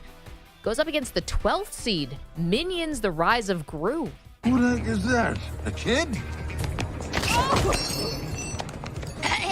Guys! Hello! What are you doing here? Okay, just get on! Where did he go? There's that little thief! Go, go, go! Split up! All right, and more Cinderellas. I love that this 14 seed continues to dance. It'd be Naked Gun 2.5, The Smell of Fear. Hector Savage from Detroit. Hey, I remember this pug. Ex-boxer. His real name was Joey Chicago. Oh, yeah. He fought under the name of Kid Minneapolis. Hey, I saw Kid Minneapolis fight once in Cincinnati. No, you're thinking of Kid New York. He fought out of Philly. He was killed in the ring in Houston by Tex Colorado. You know, the Arizona assassin. Yeah, from Dakota. I don't remember if it was north or south. North. South Dakota was his brother from West Virginia. You sure know your boxing? Well, all I know is never bet on the white guy. This is the funniest movie I think I've ever heard. Just Are you allowed to laugh at OJ lines, though? That's what I was wondering about. Who? Well, yada, yada, yada. OJ was in I a threw him couple of in these. there. I was like, should I leave this? I was like, it's funny. It was a big part of the movie, yeah. Orenthal was in that clip? Yeah, Nordberg. That was OJ. Mm-hmm. He was excellent in the Yeah, movies. he's funny. But obviously, that didn't age well. That's a very funny clip. Very funny. So that's the 14 seed, the Naked Gun 2.5, The Smell of Fear. And it is going blow for blow against the 7 seed, Die Hard 2. That's right. Sergeant Oswald Cochran, American advisor in Honduras. Killed in a helicopter accident 5/11/88. Officer? Read between the lines, and I'd say it looks like a lot of black bag stuff to me. Yeah, I see it. All right, Al. Thanks a lot. Hey, anytime. Say I close in about an hour. Maybe we can go get a drink? Just the facts, man. Just the facts. And there you have it. That is the other half of the Sweet 16 in the Hoth region and the LA region. You can go vote right now at Maggie and Pearl and see who marches on as we are attempting to find the greatest movie sequel of all time. I mean, Naked Gun's a 14 seed. A 14 seed's never made the Final Four of any tournament. That'd be crazy. I mean, Die Hard 2 is a pretty weak competition, but then they got the winner of Terminator 2, Rise of Gru. It's going to be hard. I wonder does Rise of Gru give Terminator 2 a run here? But impossible. Terminator 2 was too good. And also, I think we're going to have 2 Batman movies in the Elite Eight, although I don't see Batman Returns getting past Empire Strikes Back. So, no, you're probably right. But Empire again, Strikes Back seems like a heavyweight, but that's interesting. Again, it's a 1 seed for a reason. I'm not totally sure that everybody, the Spider-Man, I don't think everyone realizes which Spider-Man they're voting for. When there's 14 movies, it's kind of hard to remember which one is which. Listening to that clip that EJ pulled of Spider-Man, is Tobey Maguire a good actor? Oh, yeah. Yeah. He is? Yeah, Okay. definitely. Just double He's checking. been in other good stuff. Wait, what? Tobey Cider House Rules, maybe? I remember some of that. That's a strange dunk. Tobey Maguire's acting skills? What do you think? Why would you think he's not a good actor? The scene is very good. He's getting choked out by Doc Ock while he's trying to plead to his humanity. I cannot name another Tobey Maguire movie except for the Spider-Man. What the heck has he been doing the last 10 years? That's a good question. Spider-Man's. I'm just living asking off those questions residuals, here. which I would too. 888-710-4ISN. Feels There like a you go. loaded question, Maggie. Just saying. Yeah, that's I'm just so asking weird. questions, guys. I've never in my life heard anyone question Tobey Maguire's acting. He was good in The Great Gatsby. Yeah, he's pretty good. I didn't love that whole movie, but that was me. I mean, him. I'm not meaning the movie. I know people have issues. Yeah, but he's like basically just the narrator in that movie. That's not even like a meaty role. Daisy is way better in that movie, whatever her name was. So he stepped away from making movies. Interesting. Well, he just came back for the last Spider-Man movie.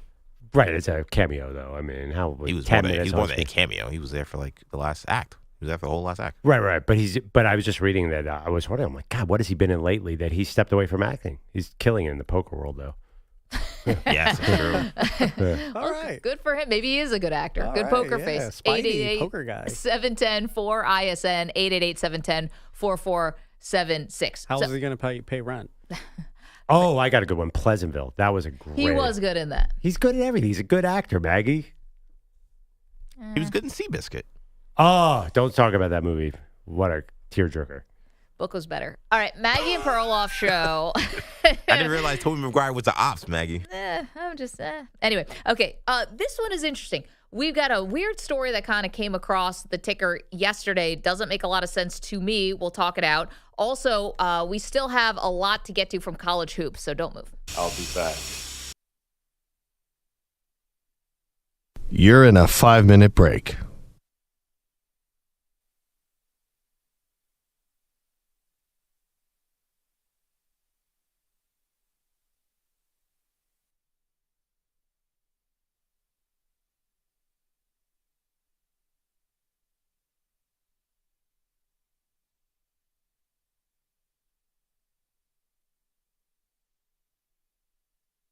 Four minutes, 30 seconds remaining.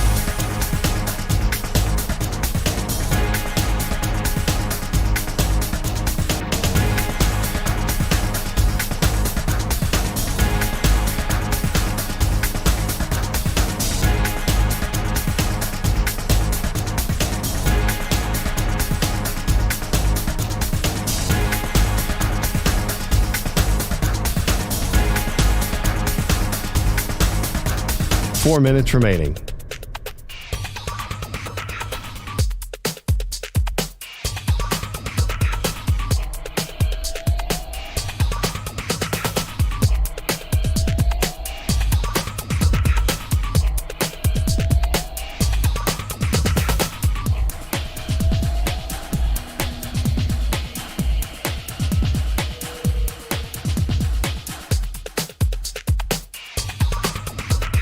Three minutes, 30 seconds remaining.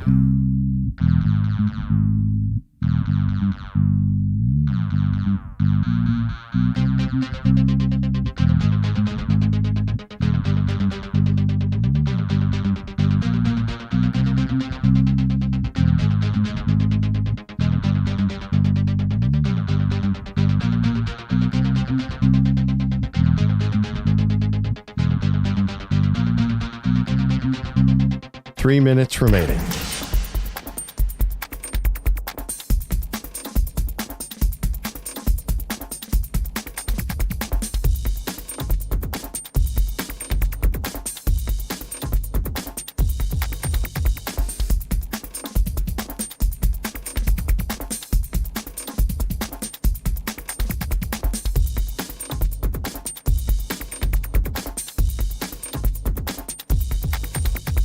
Two minutes, 30 seconds remaining.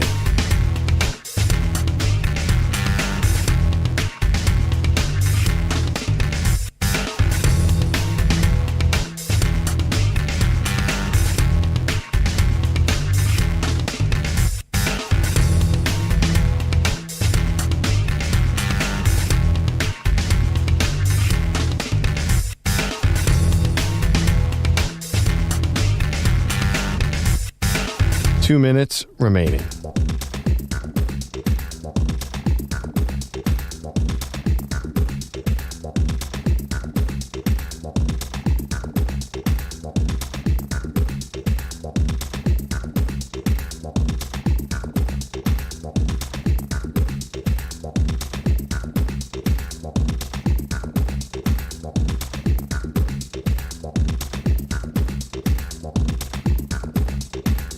One minute, 30 seconds remaining.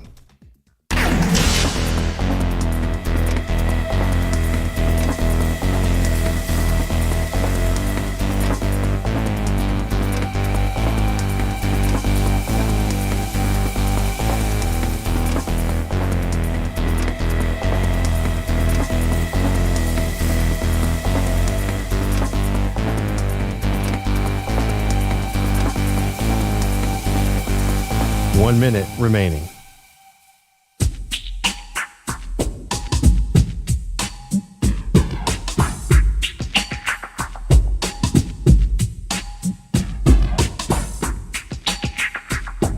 .45 seconds remaining.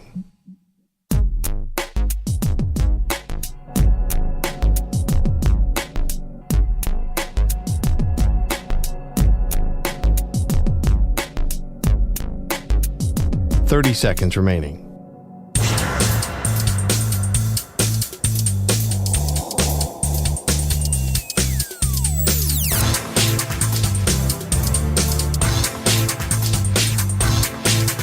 .15 seconds.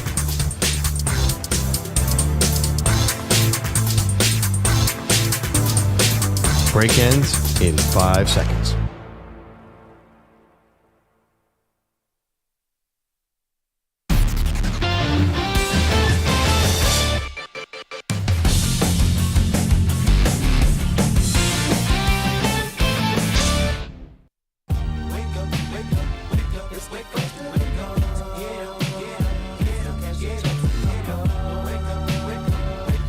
It's Maggie and Perloff on the Infinity Sports Network. This portion of the show is brought to you by Ethos Life, the easy way to get life insurance in 10 minutes, up to $2 million in coverage with no medical exam, just a few health questions. Get your free quote at checkethos.com. Not available in all states. Random Maggie and Perloff poll we have to put up. Who's a better actor, Tobey Maguire or Topher Grace? I think there's a lot of that 70s show fans who would vote for Topher Grace. I think it's a generational debate. I mean, it's the great acting debate of all time. Forget Newman versus Redford. Topher Grace versus Tobey Maguire. Forget the Clooney versus Pitt. It's Grace Maguire. The skinny kind of, I don't know. Guys who probably get mixed up for each other all the time. All the time. Meanwhile, Terry is in San Diego. Let's get to the phones. We've been asking whether the Browns should take Shedeur Sanders with the second overall pick or trade for Kirk Cousins and then take whoever is highest on their draft board. Good morning, Terry. Good morning. Shedeur Sanders he's not a generational talent. He's doesn't make decisions fast. He's not fast. He takes sacks instead of throwing the ball away to pad stats. The only reason he's getting talked about is because all of Deion's friends on ESPN are afraid to talk bad about his son. You have a chance to get a generational talent in a receiver in Travis Hunter, and he's a two-way pick where he's got to hit as receiver or DB, or you take Abdul Carter to balance your line. And then you go get a Kirk Cousins or a backup quarterback, and Atlanta's going to give away Kirk Cousins because they want out from under that contract. The Shedeur Sanders conversation is insane. So hold on one thing, Terry. So first of all, Cousins has a no trade clause. He can decide where he wants to go. They might be dying to get rid of him, but they also might want something back for him. And a lot of different people have to play ball. The other part about your argument that it's only just people on the media who are stumping for Shedeur because they're afraid of Deion. Well, you just said it. Travis Hunter, who's like Deion's other son, basically, like a de facto son. They could just take Travis Hunter. Like, no one has to blow smoke. You can also just be very positive about Travis Hunter, which is also stroking Deion's ego. Wait. But he's saying, but I agree that people are afraid to criticize Shedeur because they don't want the wrath of Deion. But no one's calling him a generational talent. No one's calling Shedeur a generational talent. I think that there's some Shedeurists. There's some people who have him number one over Cam Ward. I know Bucky Brooks at NFL Network is very adamant that he's the number one quarterback. Okay, well, even if he's number one, is anyone putting him in the same conversation with when Trevor Lawrence was coming out or Andrew Luck? or John Elway? No way. The other part, too, and Terry, thank you for the call and weighing in. The other part, too, about this is, you can say, well, Shedeur's not a generational talent, so you shouldn't take him number 2 overall. Well, no one was calling Mahomes a generational talent. No one was calling Josh Allen a generational talent, right? Just because we don't see it right now doesn't mean he can't go to the right situation and be very good. Right, but it seems like Stefanski and Shedeur could actually be a pretty good marriage considering the skill set that Shedeur has. Yeah, but nobody called Zach Wilson and Trey Lance generational talent, so they flopped. So it doesn't. I'm not sure. You could always pull out a Patrick Mahomes and a Josh Allen, but for every one of those, you could pull out 2 busts. And there's also interesting with Mahomes and Allen. While they weren't generational talents, everyone did think they had otherworldly arms. Cannons. Like that. The arm strength was there. Yeah, and no one says that about Shedeur either. Good, but I think his arm is fine, right? I think it's fine too. I'm just saying, like, even though those guys weren't considered generational, they did have a physical trait that people thought was supreme. Above average. I remember a tank above average, amazing. Yeah, amazing. I remember tank for Tua. Tua doesn't have an amazing arm. No. And people were dying for him. Now we look back on that. The tank for Tua was a thing. Let's not revise that. He went before Justin Herbert. Right, then he went to 5. He wasn't quite, there were 4 spots in between. I'm just saying we take guys high who don't have all-time arms. Absolutely. Yeah. But generally, though, I think they have to have something. They have to have proven something. Mahomes, unless you have those physical skills and you have a losing record at Texas Tech, you're not going to get drafted high. It's rare. I mean, there's very few quarterbacks with losing records who've ever been drafted that high. John Elway and Mahomes. I guess the other thing, too, about Shedeur is, he got sacked a lot. Like, this is where the projection part of this job comes into play. You think you're going to have a better offensive line than what Colorado had. You think that he's going to be able to process information better. Remember, C.J. Stroud couldn't see the field. Well, how did that work out? There is always a bit of a gamble here when you're trying to project a guy to the next level. Well, also, Shedeur had a mentality at college. He's thought he was the best player on the field and never threw the ball. But he's like, I always have a play in me. And he's not going to do that in the NFL. So you're right. It's a projection that he'll get rid of it. He held on to it at Colorado because he's like, well, Travis Hunter's down there somewhere. There was a lot of that at Colorado. He's like, I'll just juke these 2 guys and throw it 40 yards downfield. That's an interesting projection. It was the same thing with Cam Ward. These teams have to wonder, can we tell him to get rid of the ball immediately? Cam Ward can hold on to the ball. EJ and I argue back and forth about this, but his time from snap to throwing the ball was very slow. Well, that's why you got to hope Stefanski, Kevin O'Connell, these guys are really good at coaching that out of guys. Yeah, it's a normal college thing, I think. I'm sure I don't remember Josh Allen in Wyoming. I'm sure he held onto the ball. Why wouldn't he? I mean, what is he? Nobody's going to hurt him. He was bigger than every player in college. So you're right. There's a massive projection here. Shedeur seems, but would you agree that the overall theme is Shedeur looks good, not great? That's what I keep hearing. He seems like a serviceable, good quarterback. Is that what you want in number 2 overall? Well, it depends how desperate you are, and I think the Browns are pretty desperate. 888-710-4ISN. Andrew Bogusch has the latest headlines. Very busy morning. Oh, hey, guys. At some point, the World Series champs will lose, but not last night. Teoscar Hernandez to the plate. 99 runs batted in his first year with the Dodgers, leading the team so far this season with 6 runs batted in. Smacks this ball in the air to center. Harris going back. Goodbye! Joe Davis on Spectrum Sportsnet. Teoscar Hernandez starting the Dodgers towards a 6-1 win over the Braves. Tyler Glasnow throwing 5 scoreless. LA is now 6-0, their best start since '81, while Atlanta is 0-5 for the first time in 9 years, and they've lost left fielder Jurickson Profar to an 80-game PED suspension. He is now also ineligible for the postseason. That was quick. Okay. There's a story out there that's getting virtually no attention, and I don't understand why. Freddie Freeman re-injured his surgically repaired ankle because of a, air quotes, mishap in the shower. Frontward. Happens with us old people, yeah. Wait, what? Freddie Freeman's not that old. Sounds like baseball. You've never slipped in the shower? Well, what's the mishap? Is it a slip? Is it a roll? Did he actually slip and fall? Because then you're worried about hitting your head. Like a mishap in the shower. You don't find that a little vague? I mean, I don't know why they wouldn't just say he slipped in the shower. I don't think he missed the shower. Like he. Well, yeah. Wait, let's go through what possible mishaps. I mean, listen, you're vulnerable. You're in there. You got no clothes on. It's wet, slippery. Like it's got to be the footing, right? Yeah. But again, like if you slip and fall in the shower, that you could fall. How does that also impact your ankle necessarily? Because you fall could on have your bum. You could have just lost his balance. He could have slipped and stepped wrong on his foot, which was already hurt. So Right, he was aggravated falling. Exactly, he was falling, and he tried to get a solid base on the broken ankle, and he landed too hard, which is not ideal. Yeah, it's a little I just weird. think this is like potentially a bigger story, and it's also a very odd Says way. the conspiracy girl. I'm just saying, Like, it's what a do you little. think happened? so you an think he was alien drunk? came up from the drain, It's or just- there's a second shooter? I don't understand. What The grassy knoll. What mishap are you thinking this could be? I want to know. Brian Greasy, who tripped over his dog, and everyone thought, oh, maybe it was he was drunk or something. Well, no, I'm not. I don't know I don't think he was drunk. I mean, I think Freddie Freeman should get the benefit of the doubt here that he's been a good pro his whole career. Yeah. I just think mishap in the shower and no one's got any questions. Everyone's like, oh, yeah, that makes sense. But meanwhile, it's a surgically repaired ankle, and they're saying he could be back. I don't know. The glee on your face that It's this a is glee. not just him slipping in the shower is awesome. If EJ came in and he The was Mets like, fan in her. sorry, I'm limping. I had a mishap in the shower. Well, that would actually make sense because he's recovering from a massive knee Right. surgery. True. Right. I'm sure the shower was pretty The dicey. shower at was the first. scariest thing when I first started.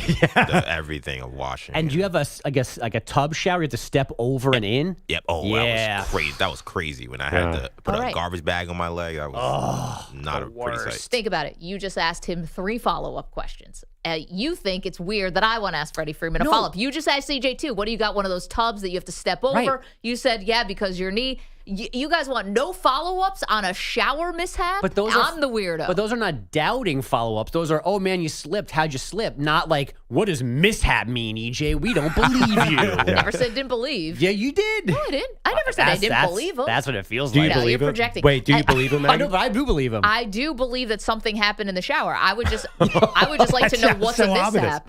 I think Something that's what happened. you're getting at. Is I think you think maybe he was horse playing. I just don't With know. what? Ooh, horse playing with what?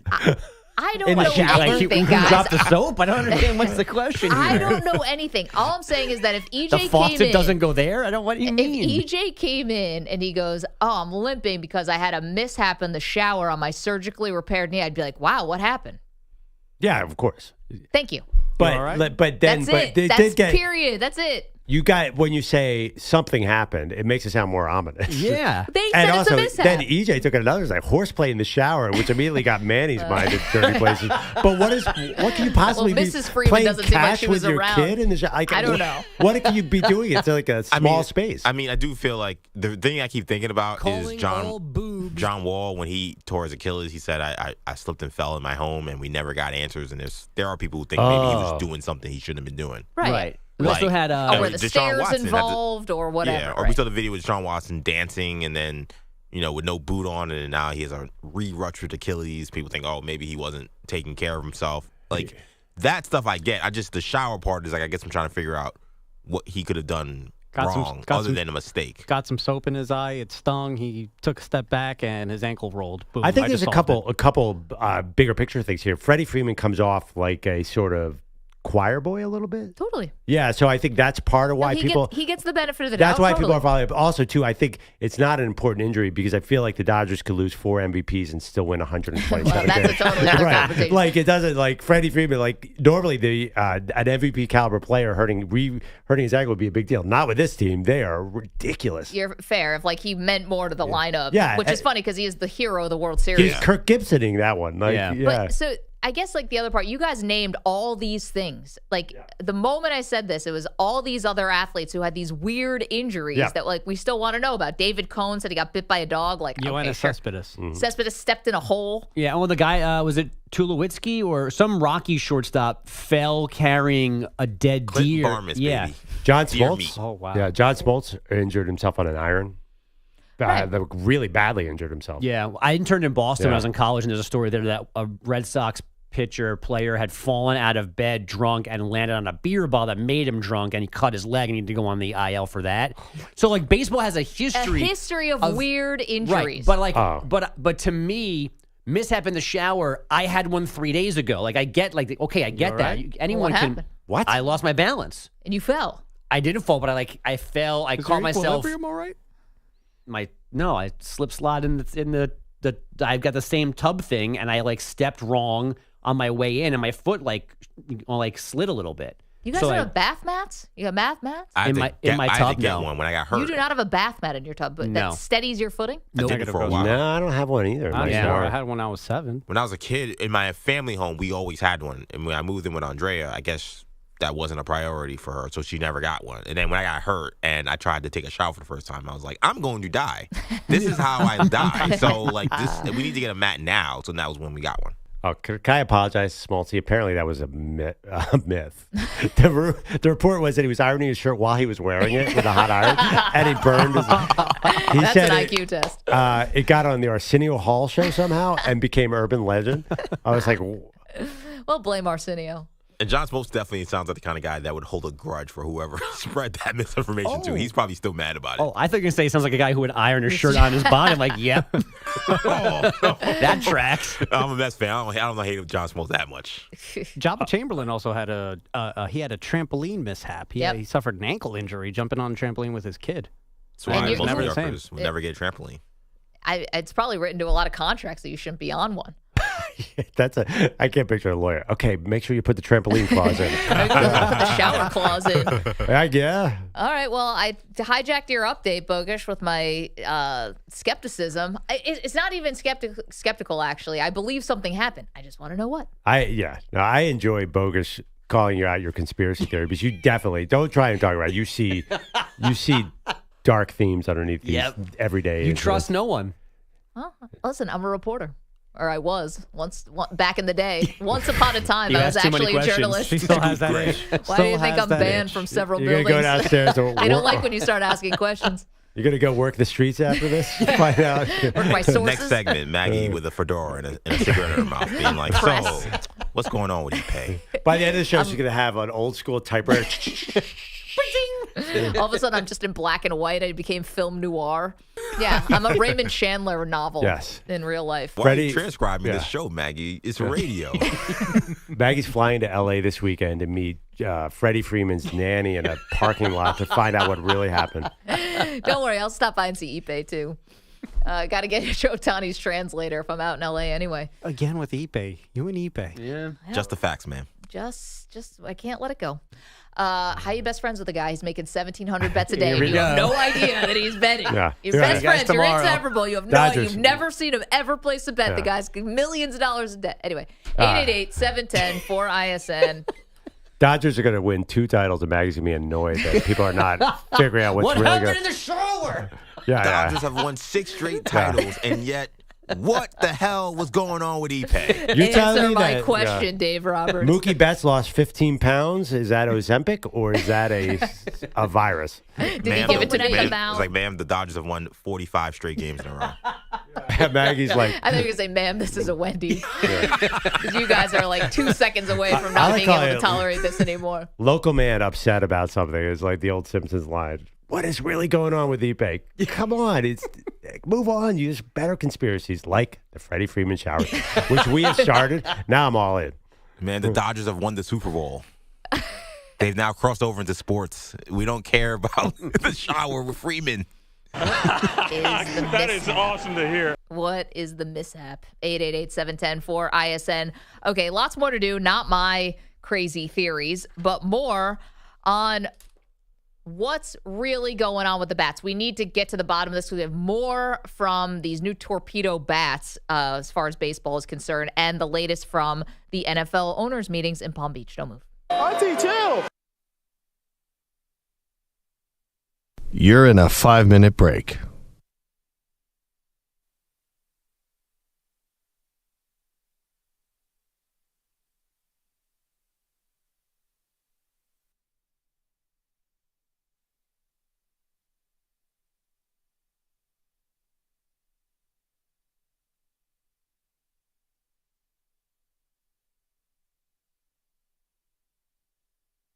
Four minutes, 30 seconds remaining.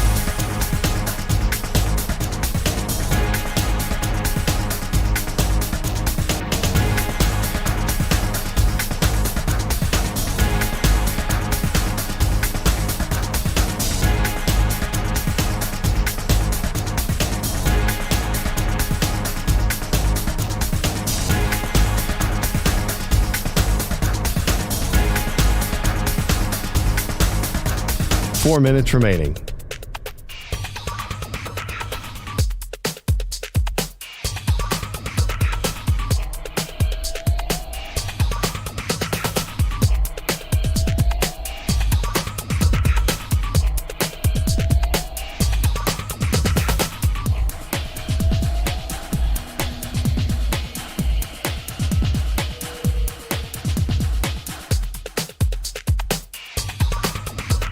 Three minutes, 30 seconds remaining.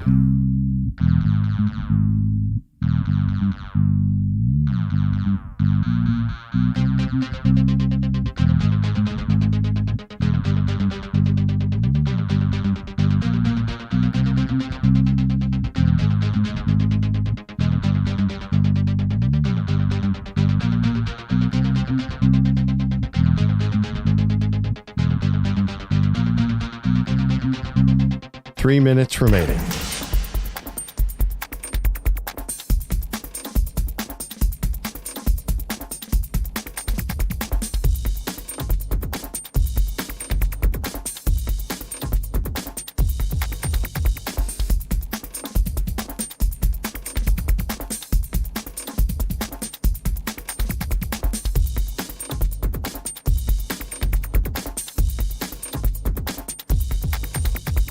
Two minutes, 30 seconds remaining.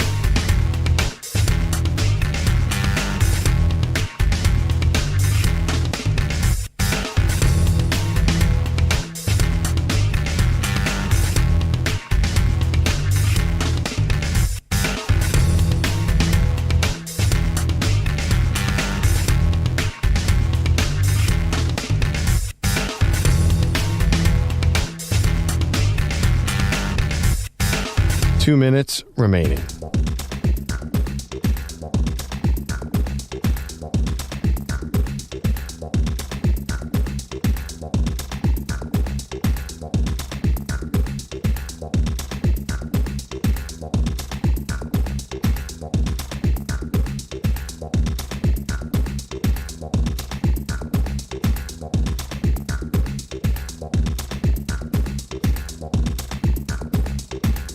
1 minute, 30 seconds remaining.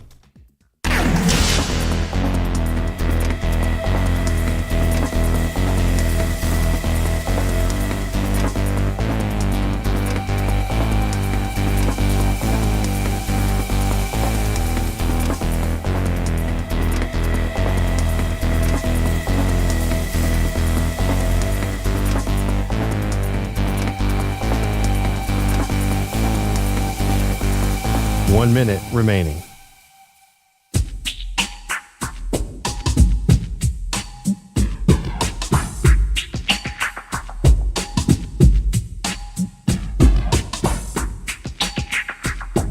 .45 seconds remaining.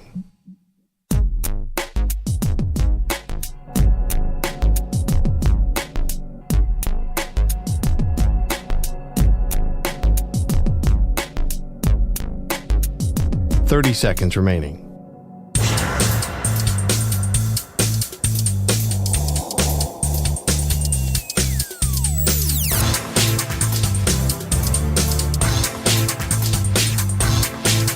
.15 seconds.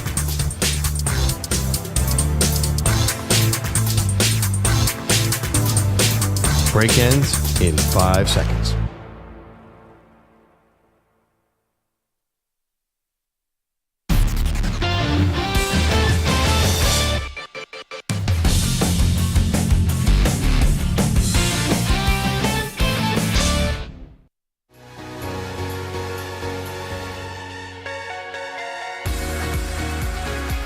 Welcome back. Maggie Gray, Andrew Perloff. As we said, baseball season not even a week old, and we already have this major controversy, and it's about the Torpedo bat. Now, it's one thing, Pearl, when New York Yankees players are swinging that bat and they win a game by scoring 20 runs and then 12 the next day. But like yesterday, for example, Ellie De La Cruz from the Cincinnati Reds, who's already a great player. Yeah.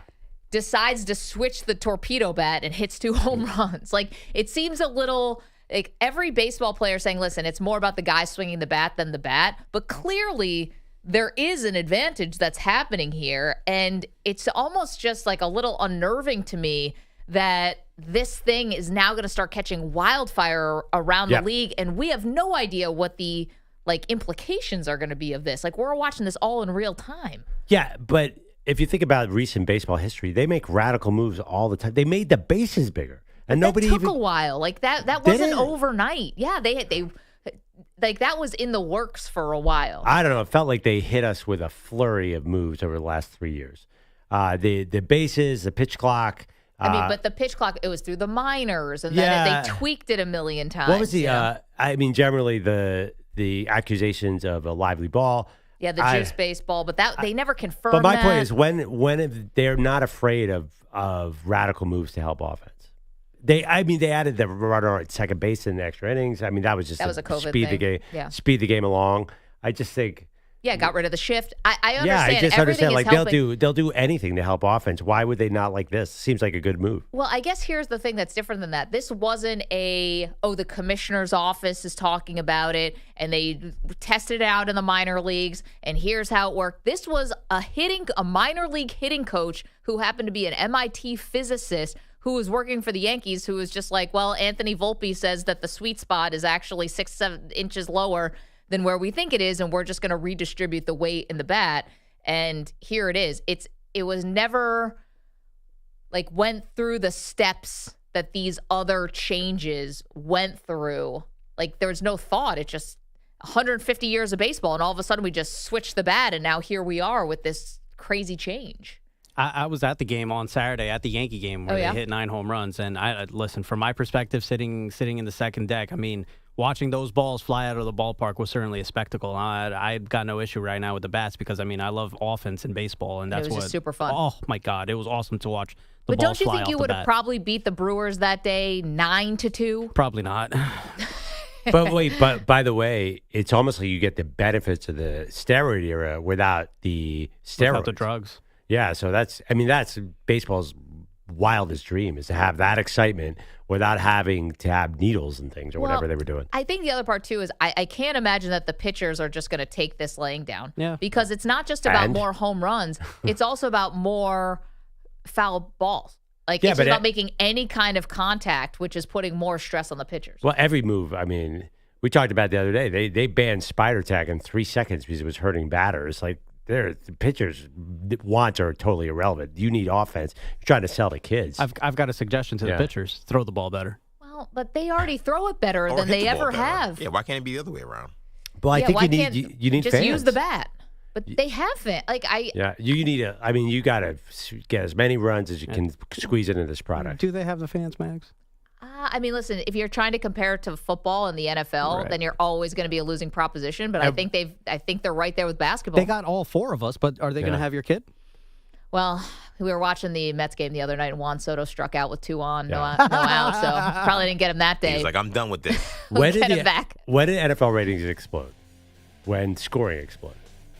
The MLB is not stupid. There's no. I'd be shocked if they reverse it. So one possible unforeseen consequence, though, is Giancarlo Stanton was using this bat, torpedo bat, last year during the entire postseason. Was awesome. Tore both ligaments in both elbows, and he blames the bat. Mamo Yankees. 888-710-4ISN. Got a major question for you to answer next.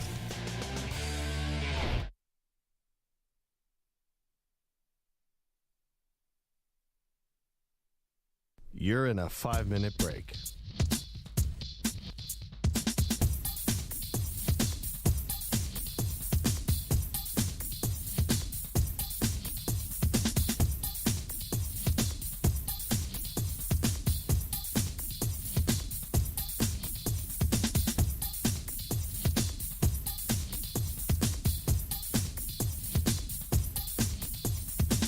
Four minutes, 30 seconds remaining.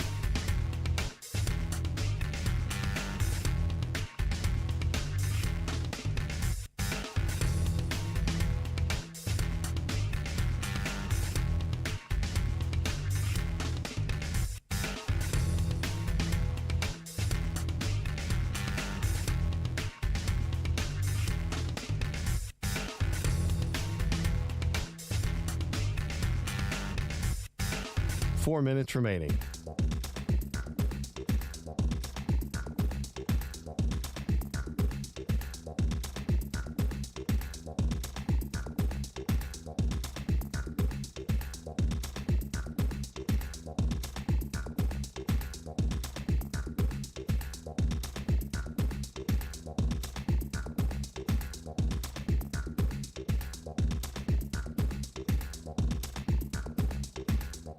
3 minutes, 30 seconds remaining.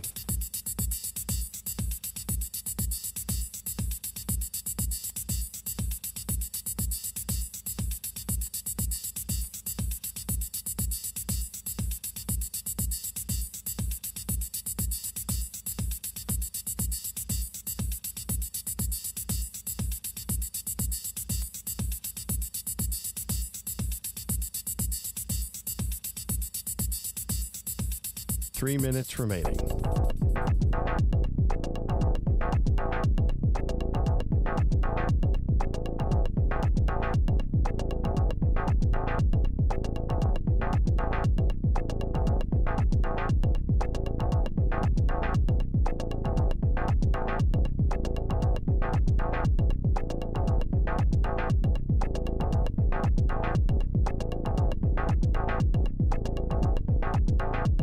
Two minutes, 30 seconds remaining.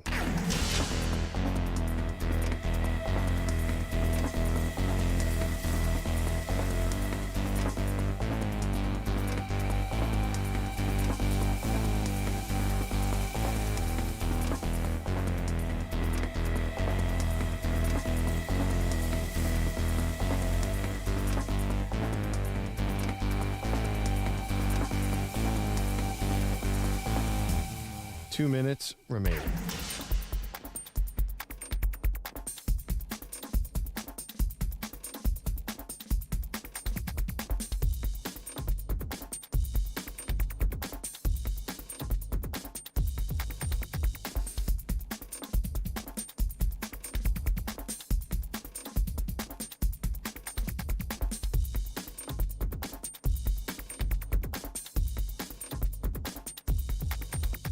One minute, 30 seconds remaining.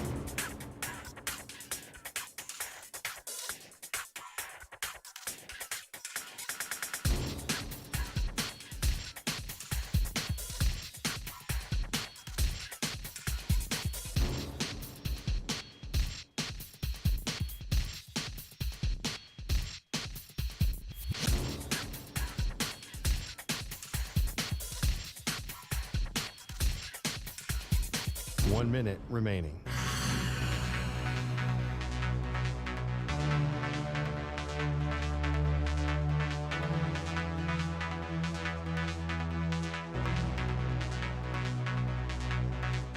Forty-five seconds remaining.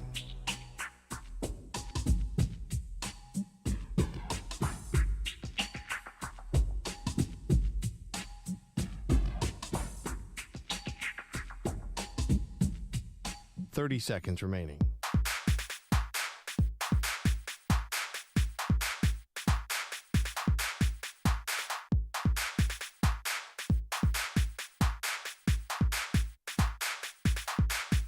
Fifteen seconds.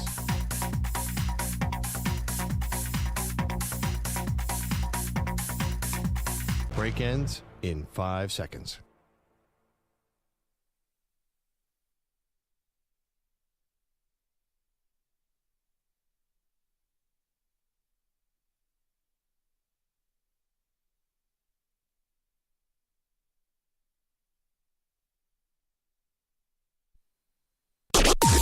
Maggie and Perloff on the Infinity Sports Network.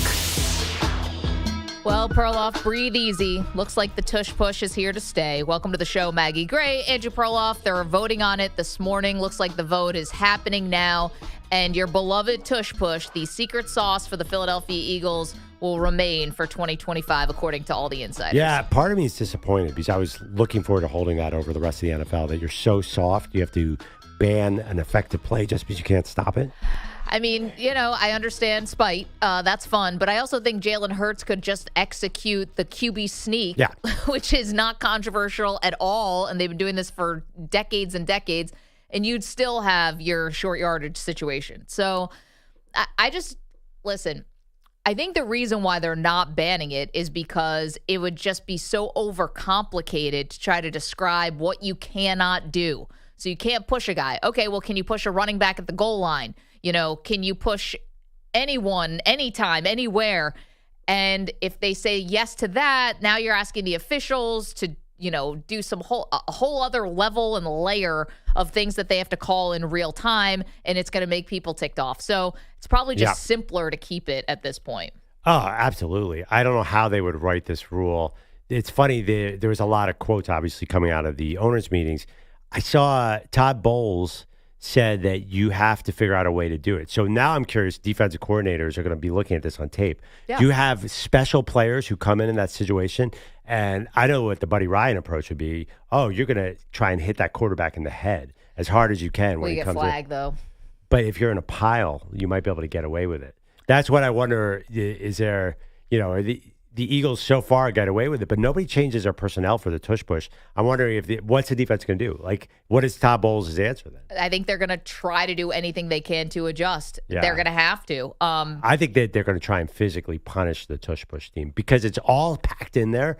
I would I think that's my best in it. Because the one thing about it, Hurts doesn't seem like he ever gets hurt doing this, which is weird. He was even half injured and they were throwing him in there. So the weird thing, and this is, I think, where the league, the player safety part of this always feels just so ridiculously hypocritical because, they will say, well, we want to make the game safer, and they might actually have good intentions there, but they're going to add in dynamic kickoffs to add more plays on special teams. You're going to make a guy play Saturday, Wednesday, Sunday, and say nothing about it because Christmas happens to land on a Wednesday and because your TV partners want to put a Beyonce concert basically in the middle of the NFL season. So when some of the coaches were saying, well, it's like a player safety issue and they have no data, and then you look 30,000-foot view and say, does anyone really? They just say they care about player safety. I'm not sure there's an actual commitment there to player safety when they keep adding games and messing with the schedule,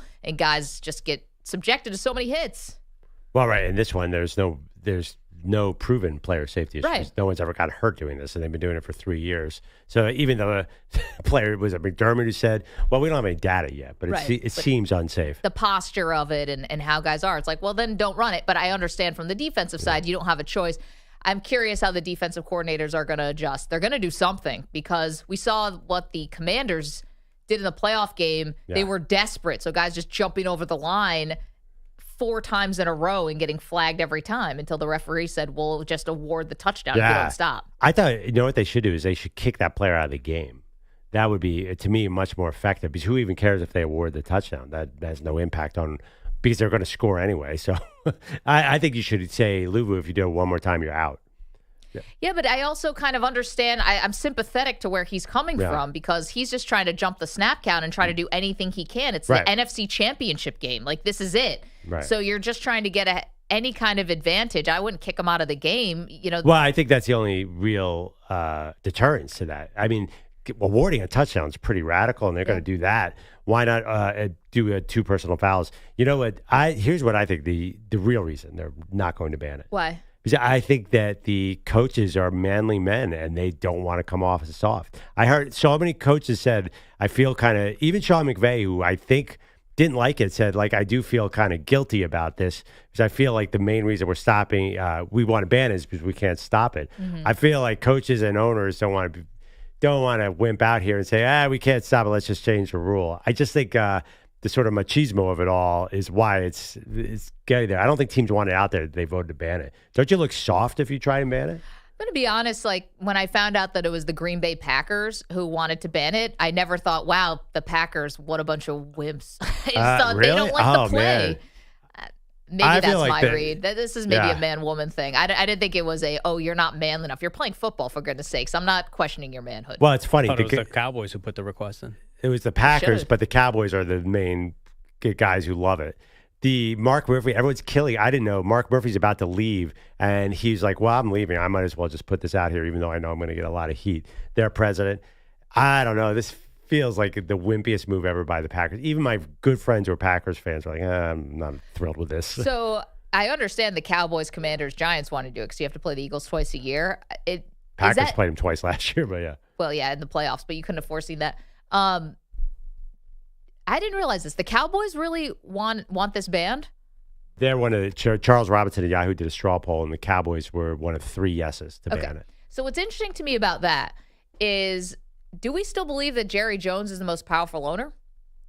Because if I know the coaches, the competition committee, I guess, is voting. It's made up of a lot of different people. But I feel like Jones used to be able to throw his weight around that anything he wanted, not anything he wanted, but a lot of things he wanted could have passed through. Does he no longer hold that kind of sway? I don't remember him being active in the competition committee. It's always Rich McKay, right? I don't know. I've never seen a Jerry Jones headline related to a competition committee. Is he involved in this part of it? I always think of him as a TV guy. Well, Robert Kraft's a TV guy, though, who does those TV contracts. We have Nick Sirianni talking about the tush push. I still stand where I stood, and when we talked at the combine, and we'll see how it goes down. Have I been lobbying? I've talked to a couple people, but we'll see how it goes today. I know what the data says, and I know how we coach it, and we don't coach a push play any different than we coach a quarterback sneak. Okay. When he said he's been lobbying, that was specifically to former assistant coaches who worked on his staff, who he basically said, without that tush push, you don't have a job. You don't have a head coaching job, so you better not vote to ban it. Yeah. I also said, I found out him and Kevin Stefanski, best friends. And Stefanski came out strongly for it. I think Nick Sirianni's got a lot of friends in the league. He was part of that really, really good Chargers staff with Frank Reich and those guys. So it's funny because we laugh at Nick Sirianni. I don't think he's a joke inside the coaching room. Well, he just won a Super Bowl. He's no longer a joke. Yeah, I don't even think before he was. I think it's funny because people talk about it. But anyway, I do think that politically they were able to keep this afloat. Maybe it comes up next year. Maybe this is just this year it survives and everyone gets bored of it. The other thing, too, is why doesn't every team do it? Now everyone's going to do it. We're going to see. They could have done it. I think 8 or 9 teams at it this year. With their quarterbacks or with a different player? Both, because the Ravens use their tight end. I think you're going to see a lot more of it. Why wouldn't you? I still don't understand why not everybody does it. Right, but why? It's been around for 3 years. Why wouldn't you have done it? Up until this point, like now all of a sudden you're like, all right, well, they didn't ban it, so we're going to run it 40 times a game. I think the reason you don't do it is because you're worried about your quarterback getting hurt. I think you're going to see more teams doing it. Mark my words right now. April 1st, I'll bet you teams at it. It is April Fool's Day. Maybe leave the date out. And this on this day, which is associated with nothing else. I think it's, I don't know. I feel like if you vote, don't ban the tush push, you might look at it. I'll bet you a lot of people look at it. Ooh, maybe I should do this a little more too. Maybe I think it's coming. A lot of tush pushing. It's going to be so boring, but even I admit it's a boring play. It is boring. And the other part is that it appears, at least the way that the Eagles do it, is it's not just a yard. You get like 3 yards on the tush push, where a QB sneak is really just a yard. Yard and a half, maybe. The tush push, you get some serious momentum forward. Yeah, I know. Yeah, you could run 4 in a row and get the first down. By the way, your New York Jets don't want to ban the tush push. Justin Fields, that's a tush push. Yeah, he's a tush push guy. I can see that. Yeah, because you wouldn't tush push Aaron Rodgers. You'd break his bones. I mean, break his bones. Brittle old man. Oh, man. Speaking of Aaron Rodgers. Yeah.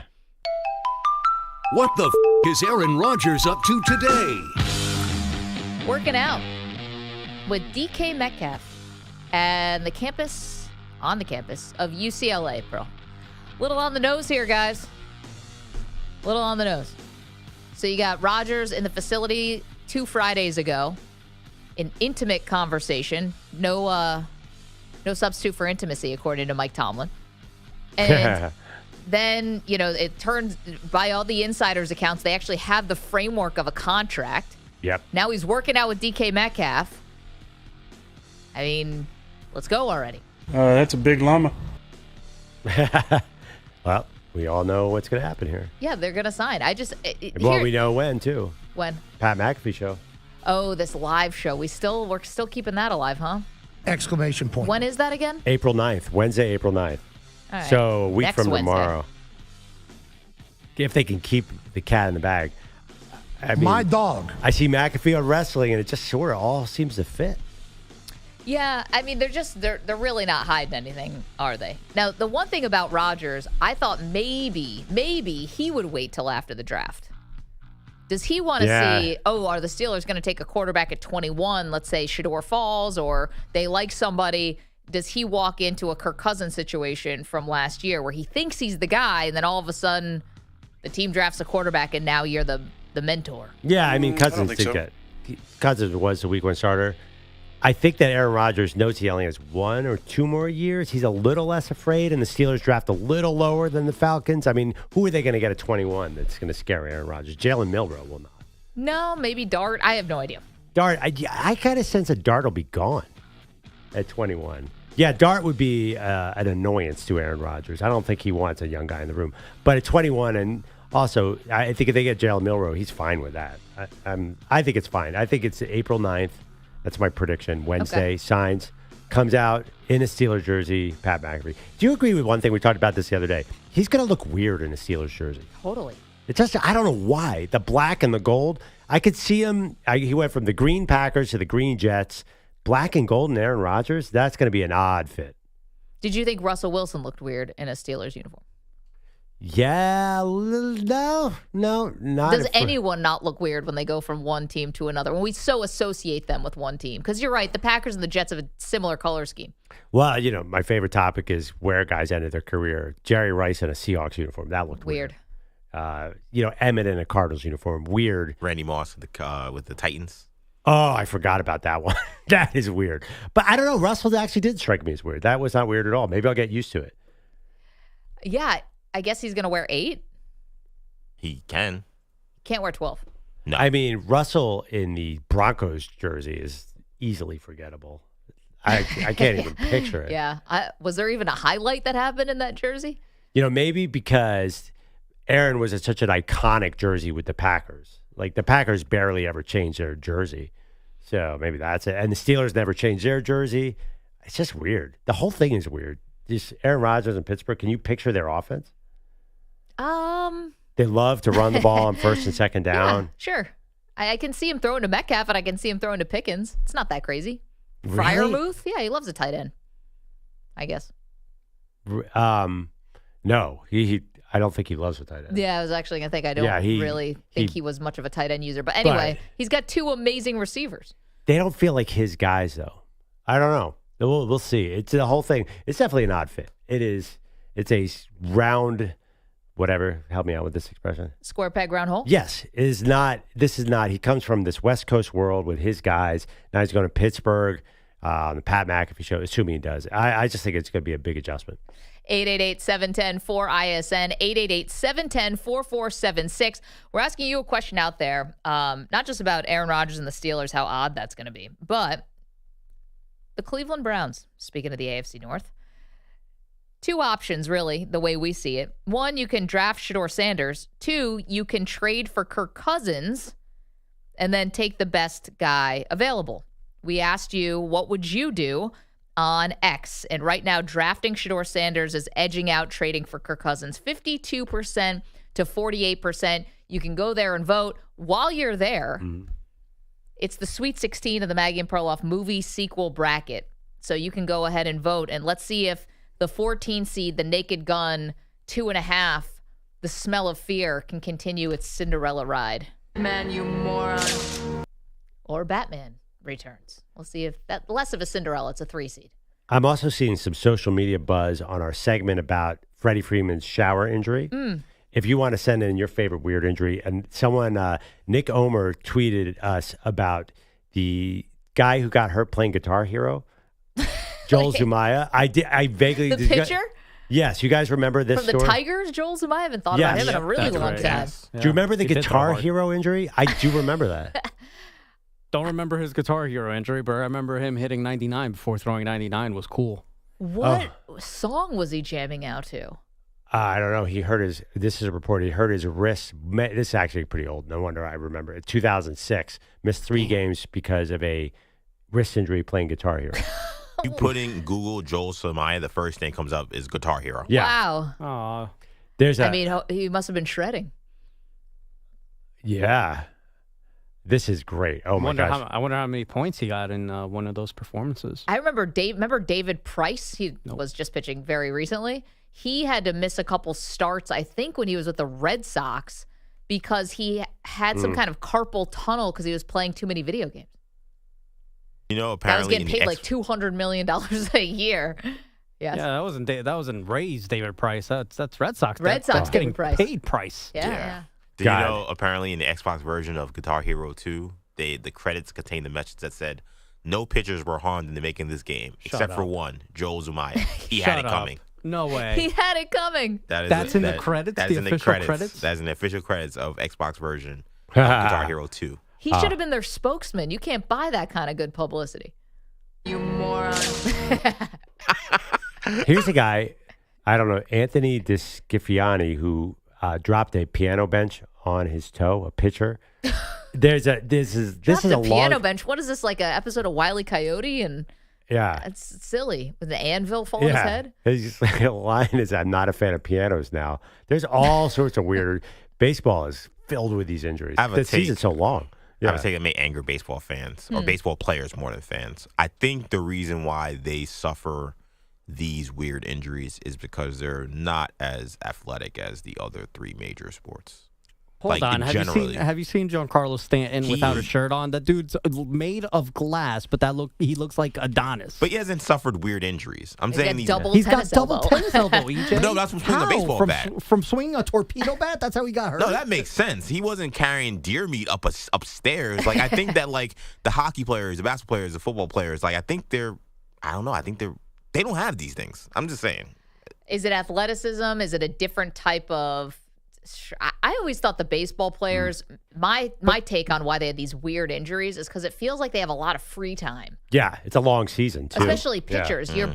I know you have bullpen sessions on the side sessions and stuff like that, but you basically work once a week. Yep. I think baseball players are getting too ripped for the sport. I think there has to be some pudginess with baseball. I mean, you take a look at some of the greatest who have ever played baseball. They don't look like Giancarlo Stanton. Right. A lot of players nowadays look like Giancarlo Stanton, and I somehow feel like that's playing a part to all of these players getting injured in baseball. It's a little like Tiger Woods, right? He started doing the Navy SEALs workouts, and he almost got too buff for golf. I got at least 5 guys here who got injured putting their shirt on. That's what I'm saying. It's also I think it's a cover. You know, like, do you think David Cohn got bit by a dog? I don't know. I think that maybe he was out. There she goes again with the tinfoil hat. Well, let me put this out too. Have you talked to David Cohn? No, I haven't. Unfortunately, have you heard him talk? Yeah. Okay. A pitcher has to up have to something. Everything has to be perfect. And Ronnie Lott cut off his pinky finger and played just fine. Like, the pitchers have. I mean, you get a blister, you're out for a week. So I think you have to be your hands and pitching. That's what's going on here, right? You're much more delicate. Yeah, I think that's possible too. I don't know. I always thought baseball players were closer to the average folk than other of the 3 major pro athletes, I thought. In terms of pain tolerance, most body types, like they're just, even offensive linemen in the NFL are like really well built. Like, there's no one built like Prince Fielder, who was awesome, and I love Prince Fielder. Right, but how many baseball players look like Prince Fielder nowadays? Very few. I mean, it's more than most other sports, though. All right, Daniel Vogelbach. Who else? Yeah, who's not even probably Carlos Santana. Who was all right, you got Jose Ramirez, but Jose Ramirez also steals 40 bases. Josh Naylor, like, I don't think we've lost the hefty baseball player. Well, the other part is you would think that more mishaps would actually happen with basketball players because they're so freaking tall. Like, that something would happen being kind of gangly, but I think they also are probably the best athletes. But then have you seen, like, a basketball player in person? Like, they're rail thin. Like, they have zero body fat, most of them. It's all cardio. You would think a lot of guys had concussions from hitting their head walking into rooms. That would be sad. CTE, the NBA problem. That would be the baseball injury for basketball players. Concussion because I hit your head on a door. Randy Johnson. That's why he didn't finish his career. I've caught up. Several people have been hurt doing dishes, which is dangerous. I guess a lot of baseball players do chores and housework. I'll never forget Sammy Sosa. NBA guys are not doing that. I'll never forget Sammy Sosa sneezing and having back spasms. Yeah. And then that happened to me. Oh, and I was like, wow, that that's a real thing. I threw out my back sneezing once, Yeah. I once got a cramp because I sneezed, and I was like, sneezing is a dangerous game for the young. Stupid diet. For the baseball players. Sneezing is a dangerous game. Yeah. I mean, if you're a baseball player and your pitcher has allergies, say goodbye, because he's going to be sneezing his way onto the DL. Football, hockey, sneezing. You've taken your life into your own hands. If you get a little dust mite in your nose. EJ's right. I'm looking at MLB.com story. There are at least 25 home injuries in the last 5 years. Okay. And These guys are fragile. This all comes back to Freddie Freeman having an air quotes mishap in the shower, and everyone just wanted to move on. He's in this list already. They already have him in this list. Nobody wants a detail. That is awesome to hear. No follow-ups. That's got baseball. nothing? That's baseball, Maggie. Yeah, I mean, all these stories are random, and I don't remember there was any deep dives, except that John Smoltz had to say I wasn't wearing the shirt when I got in an ironing accident. I wasn't ironing the shirt on my back. No, he said, on his chest. I don't believe him. I think it really happened. Also, let's face it, baseball players are not exactly the smartest athletes either. Just get up there and hit the ball. Sorry, I just said it. And now it had to get personal. Well, I mean, Smoltzy, listen, love the guy, but I can see him doing that. You know you can't predict baseball. 888-710-4ISN. Okay, lots more to do, including our question about what the Browns should do with the second overall pick. And I have a little bit of a dilemma that I would appreciate if the show could help me out with this a little, and the audience, because I don't know what to do, and I'm in a bit of a jam. So if you could help out your girl, I'd appreciate it. I'll tell you what's going on next. I wish someone would explain it to me. You're in a 5-minute break.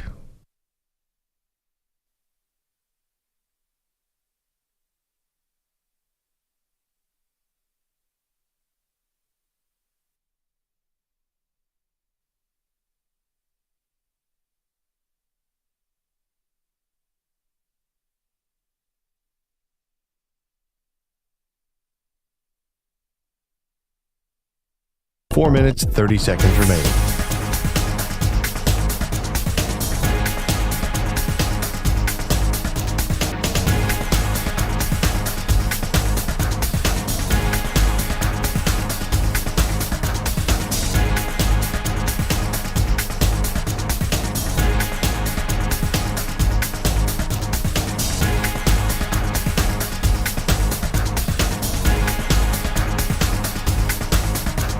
Four minutes remaining.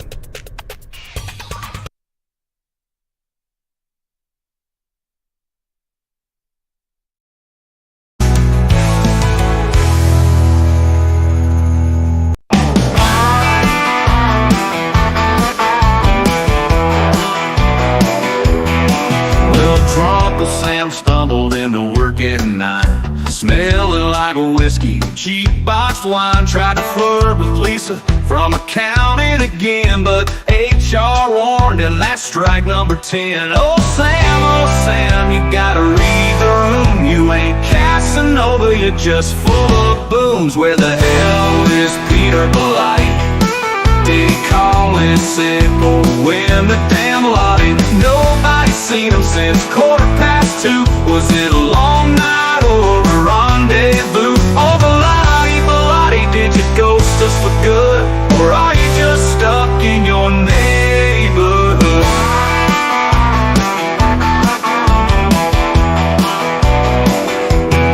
Sam sent an email, slurred every word.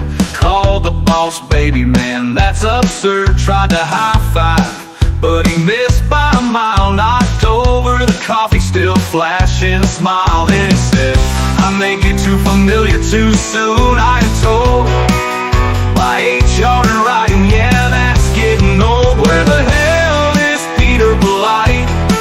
Was he trapped in traffic or hiding in the lobby?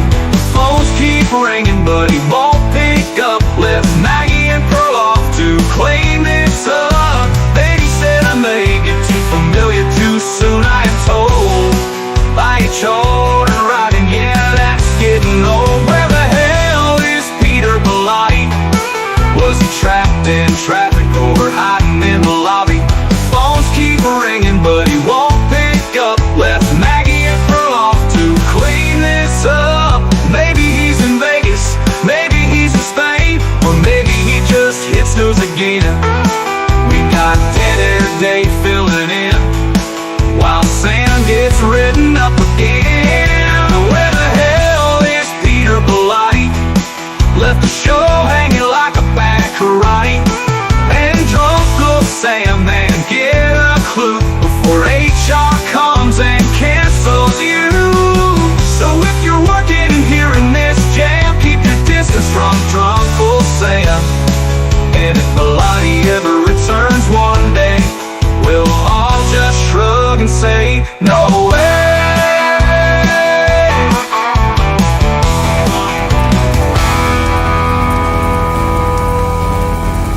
1 minute remaining.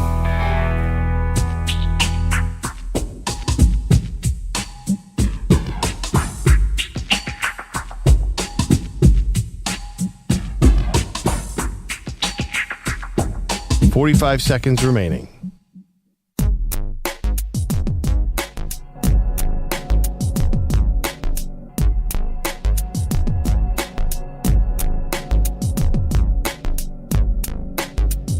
"30 seconds remaining.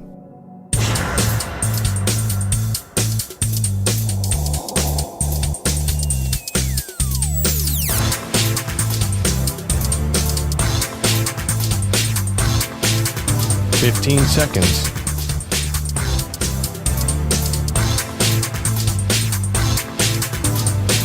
Break ends in 5 seconds.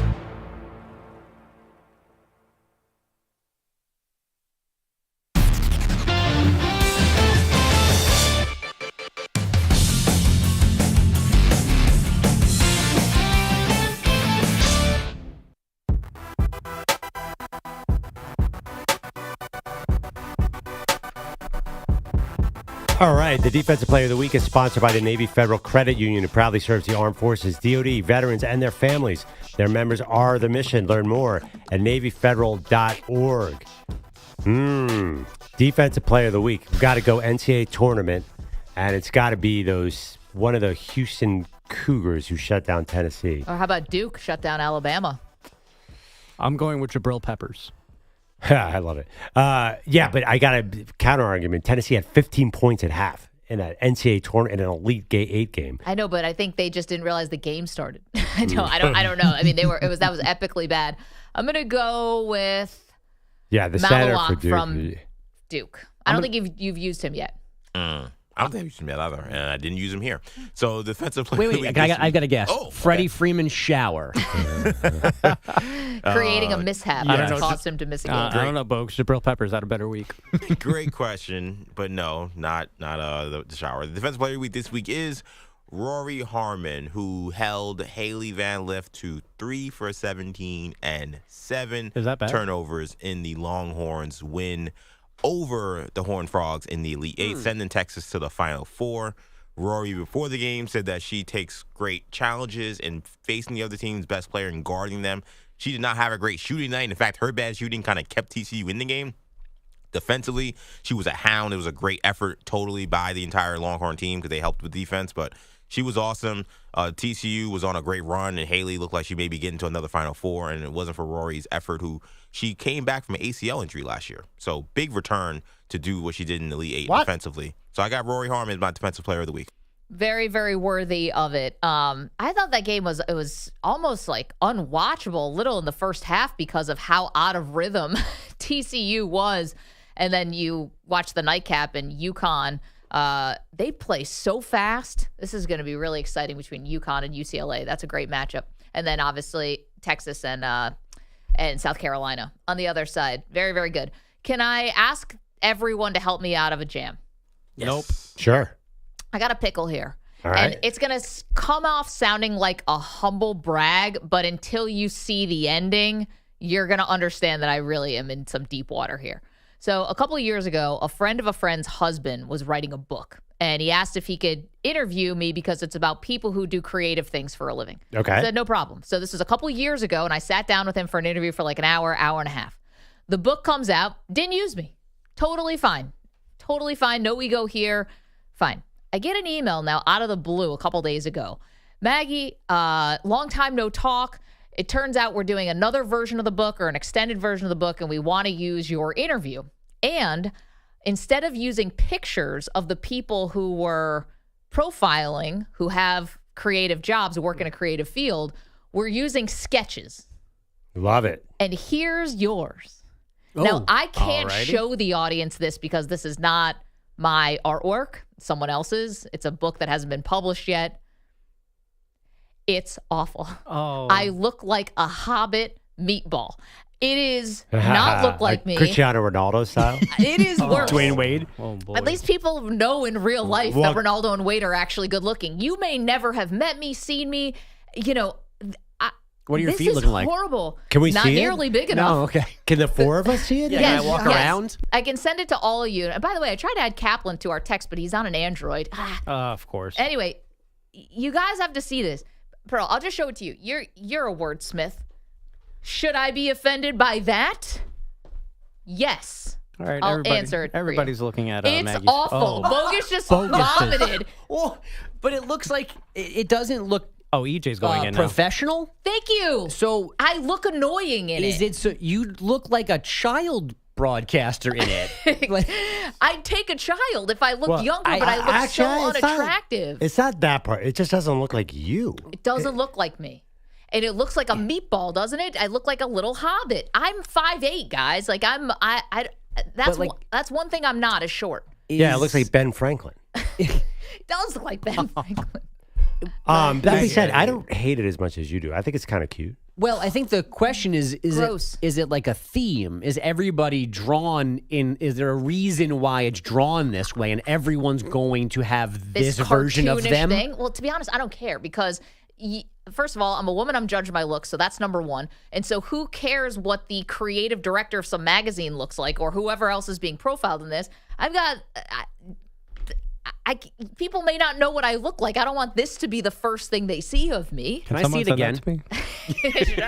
It's that bad. Yeah, you can take it. Well, Perloff was not as taken aback as I was. Cute. It's kind of cute. You're just being looks like nice. a bobblehead. Yeah, like I think it's supposed to be like a sweet, like an interpretation. Yeah. Yeah, you ever watch the show Caillou? Yes. That's what the art form yes. is. That's the art style.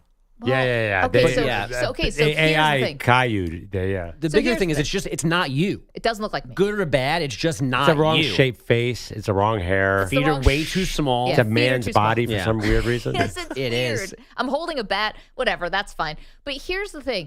So and the original microphone. that Marconi came up with. So here's the thing. So they sent this to me. So what am I supposed to say back? Like, are they asking me for... He's not asking me for a sign-off. I think I would say, hey, congratulations on the book and excited for you. But, like, what the hell, man? Well, you look crazy if you say, can you change the picture? You can't do anything. You're stuck. I just want to say this is not very flattering of me. Because if you don't care what I think, then don't show me the sketch. Right? You're kind of opening it up to... like my opinion. He definitely thought you liked it. You would like it. Yeah. Who would like that? It's not that bad. I think to Perloff's point, I think it's supposed to be like PBS style cute photo. Like I'm not saying this is not a book for children. You know what it's closer to? That seems like PBS Kids. Like, you know what it's closer to is isn't there a series, EJ, where they take superheroes and make them little babies? Muppet Babies? Yeah, there's a bunch of those like that. Yeah, Baby Spider-Man. Like this, Amazing Spider-Man and His Friends, which is a new. Right, but here's the thing. You know what actual Spider-Man looks like, so you're like, oh, that's the baby version. Nobody may know what I look like, and you're seeing this, which is a sketch in a book that I may be profiled in, and it's not flattering. Listen, I don't have to look like Betty Boop or Jessica Rabbit as my cartoon doppelganger, but it's not this. Excuse me? I'll get to you next. And your problem is we look at it and we go, that's not Maggie, and we don't judge it. Right. But people who don't know you are going to go, that's a weird looking lady with a a bat and a microphone. Do you think this is lots and lots and lots of people are going to be judging you off this? I don't know. I mean, the first book I think did pretty well. This is a tough spot. I hear, and it's a friend of a friend's husband, so there's also a connection. What was the first book? Can you say? I don't want to say. Oh, it's already out though. It's already out. Margarita, can you please send me that picture? I will. You're fine. I don't think so. I've got an image here, and I don't want it to be of me being a Hobbit meatball. I do think that there is a lot of logic in what I think you're saying is that the odds of this ever actually getting back to you or becoming widespread reaction is slim to none. Unless it's also, I was just saying, like, books are kind of dead. Unless it's a right. Who reads Suzanne books? Collins and it's Hunger Games, I would not worry about a mass audience. I mean, honestly, a random TikTok will reach great. 400,000 times more people. Okay, well, if this ends up becoming the secret part 2, then honestly, I'm going to be really mad at all of you guys. I would say the worst TikTok we've ever had will reach more people than this picture. Yeah, your Noah Lyles takedown was much more damaging than this picture. At least I looked like myself that day. Anyway, Bogusch, to I don't you think it's with that the bad. I think it's update. kind of cute. It's like a little kid. But it's not you, though. Yeah. So what? It's not, weird. It's not cute enough to be like, all right, I think I got to say something. What are you going to say? I mean, listen, you've never had a better day in the chat. Is this drawing official? You've never had a better day in the chat than when that one shoulder out day. Think you'll drawing it that way? Oh my gosh! Don't even remind me. About Wait, so that are you really going to say That's something? crazy. What's that? You're really going to say something, you think? I'm gonna do the sandwich thing that they teach you, where you go compliment, complaint, compliment. You know, where you sandwich the complaint in between 2 compliments. Congratulations! I love the first book. Excited for the second one. Saw the sketch. Not the most flattering it's ever been of me. Congratulations again I hate on the this book. first draft, Maggie. I hate this first draft. Get back to the drawing board. Can you use the friends? Can you tell one friend to ask the wife, hey, Maggie doesn't love the picture? So I texted that friend with the picture of the sketch, said, hey, little bit of a pickle here, so-and-so's husband, da-da-da, explain the whole thing. My friend hasn't responded yet. It's been 48 hours to a text message. Oh, no, this is not good. This is the friend I just went to go see for the girls' weekend the other weekend. Bro, you're toast. I'm done, This doesn't. dude. Yeah, that's not good. She wouldn't even respond. 48 hours without texting somebody back with like an actual complaint is crazy. Dude, we're tight. Yeah, that's not One good. of my really good friends. Can we I use literally was just sleeping at her house, you know? Whether it gets through or not, can we use that image? It's so it's cute little. It's like a cute little show mascot. Hey, this little guy with a mic. It's me. Yeah, it's cute, right? In the shower, Freddie. Hey, let's call some baseball games. I look annoying. It's an annoying. No, I disagree. I think it looks super chipper. It's cartoony. Yeah, it is a cartoon, obviously. It's a good drawing of not you. Like that's the problem. It's not you. It's keeping me up at night. So then, who is it? I don't know, but I'm with you on that. I'd have the same frustration as you. Who is this artist? Sam the Hobbit. Who is this artist looking at whilst making this piece of art? The guy that drew that John Lovitz cartoon. That's what it reminds me of. Oh, I just yes. got there. The critic? Yes. The critic. That's what it looks like. That's what you're from. I totally 100,000% disagree. Okay. It's Baby Spider-Man. I don't know what that is. I'm still going with Caillou.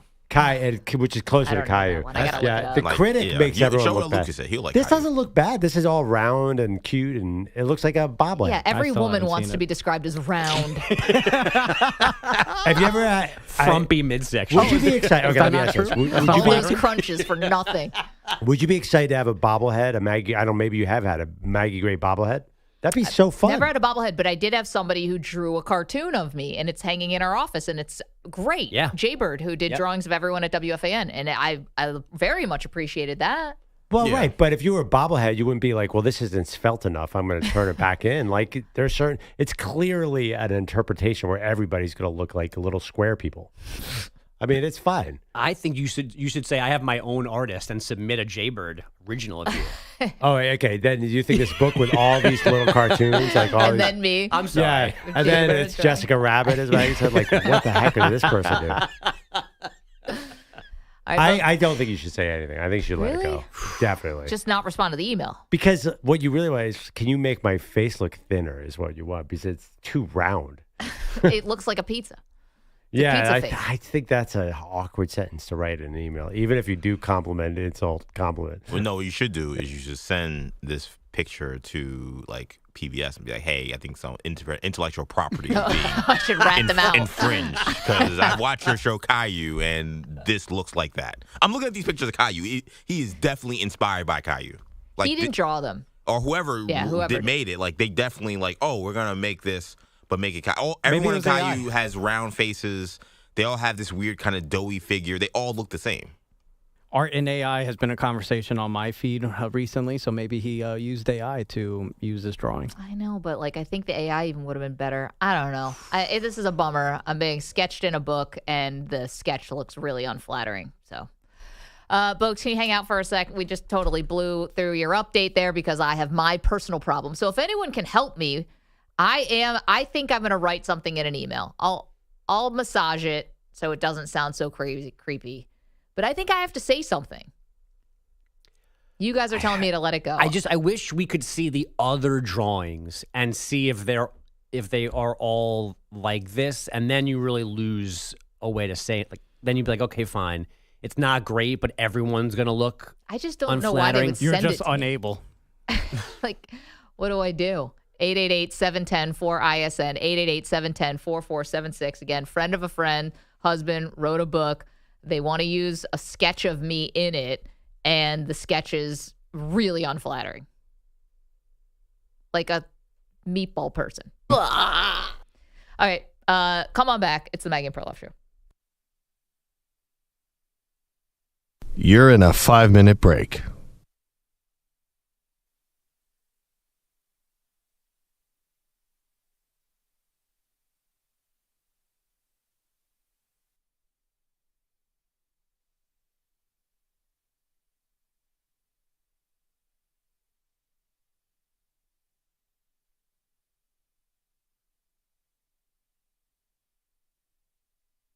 Four minutes, 30 seconds remaining.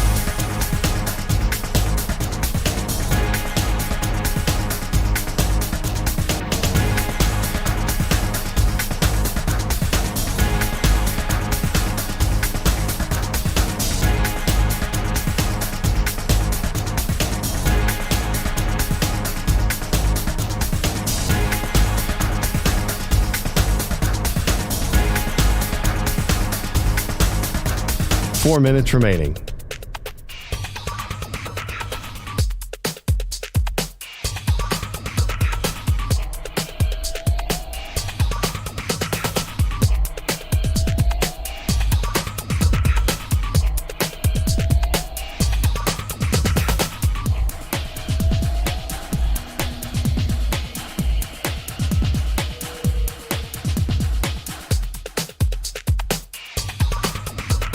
Three minutes, 30 seconds remaining.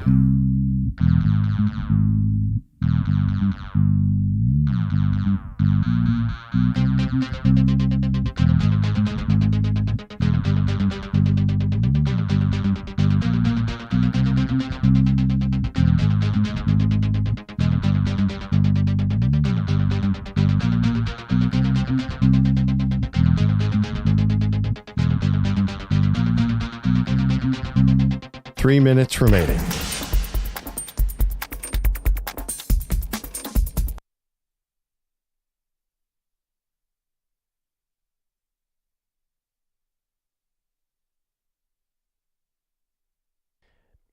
This is Andrew Perloff with a Sports Minute. This is Andrew Perloff with an Odyssey Sports Minute.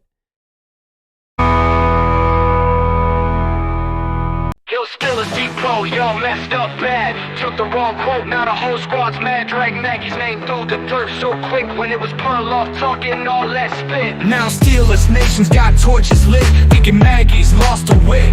But y'all don't fact check for a bit, so let's talk about who's really full of Steelers Depot, get your facts in check. Blame the wrong one, man, show some respect. Perloff said it, but Maggie gets wrecked. Now your credibility's looking suspect. Lifetime contract, yeah, Perloff's take. The Depot's rushing just to make clickbait. Didn't even bother to hit replay. Now Maggie's out here fighting the hate. Now Twitter's wild like she's on crack. Just cause Depot ain't watched the track. Y'all spread a lie, now it won't go back.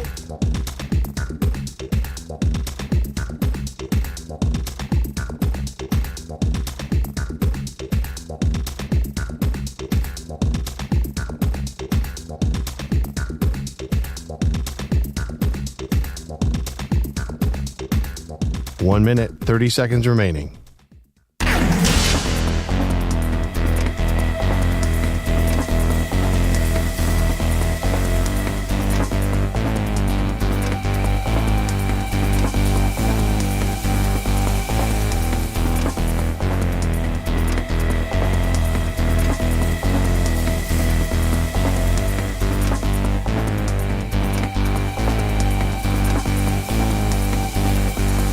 One minute remaining.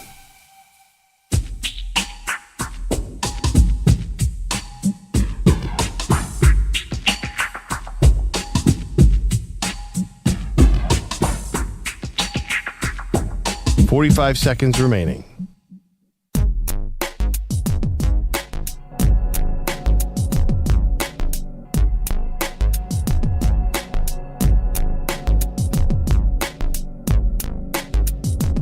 Seconds remaining.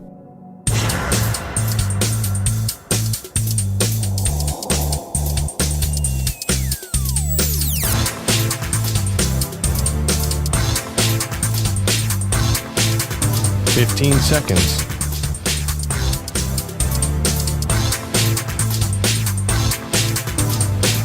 Break ends in 5 seconds.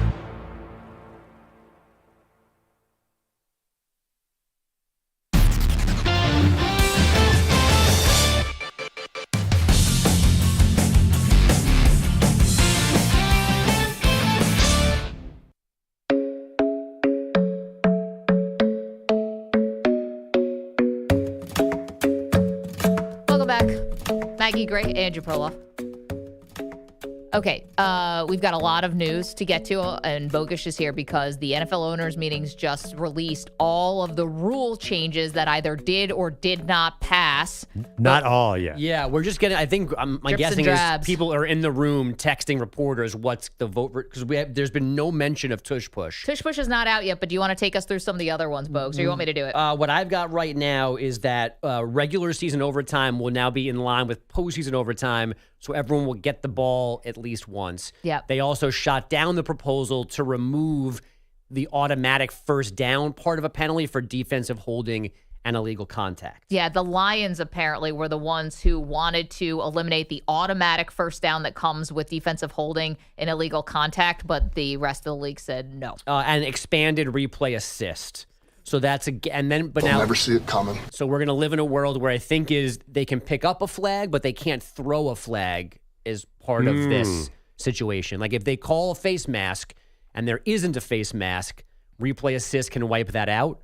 But I believe if they it's miss still a no call, they can't make it a penalty. I believe that's what I read last week as part of the proposal. Wait, is that this rule though, or is that something different? I thought that was part of what the replay assist expansion was. Well, that's a bummer then, because last year famously in primetime there was a Sam Darnold face mask that happened that was not called. But they are expanding replay assist, so but not that far. You're saying? No. That is what the expansion is, to being able to correct incorrect calls. Right. But not missed There was calls. also a proposal to add in a face mask. What happened to that proposal? We haven't seen it yet, or we don't know about it yet.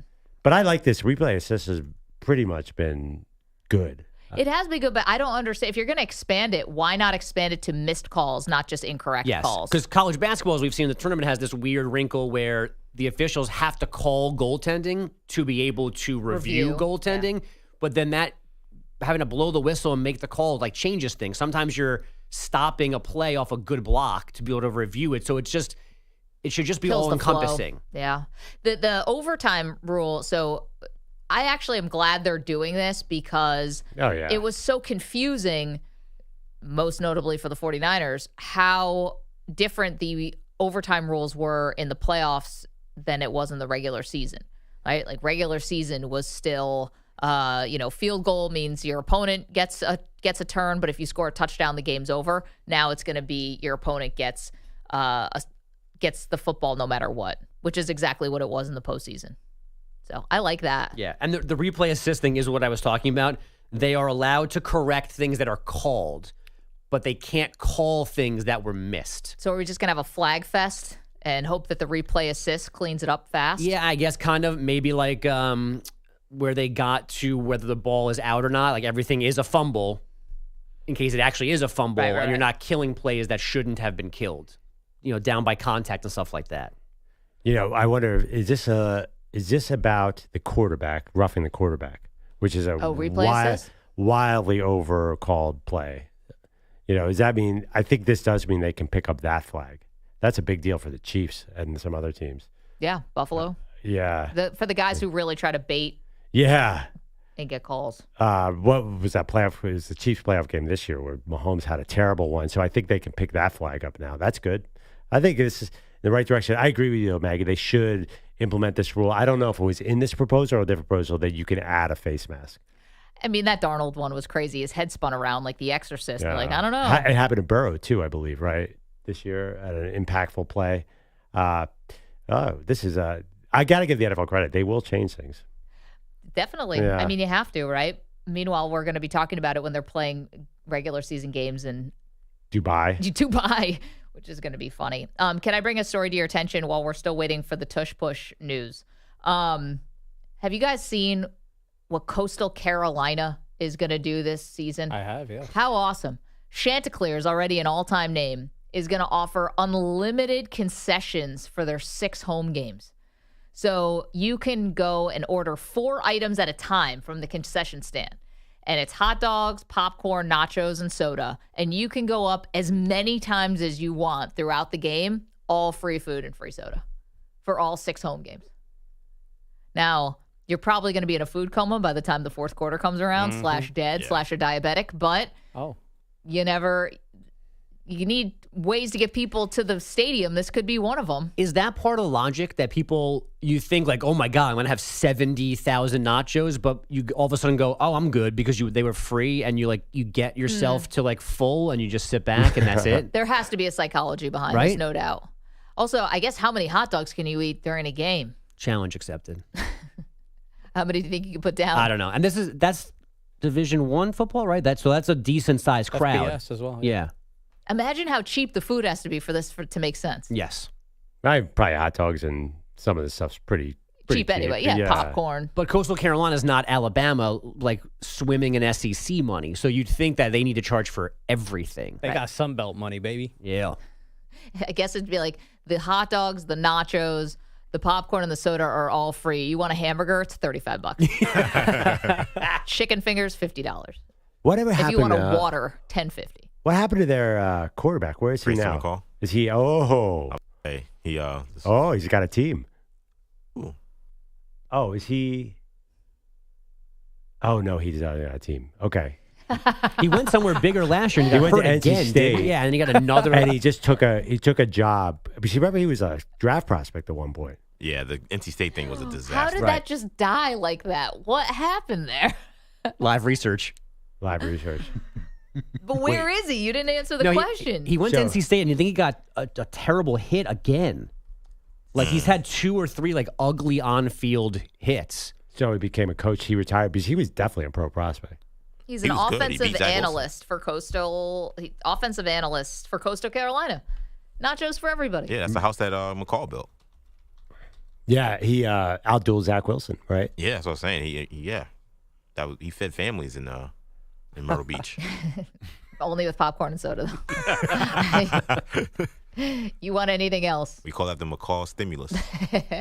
Too many cats. We need more dogs. I just wonder, I mean, is this going to work?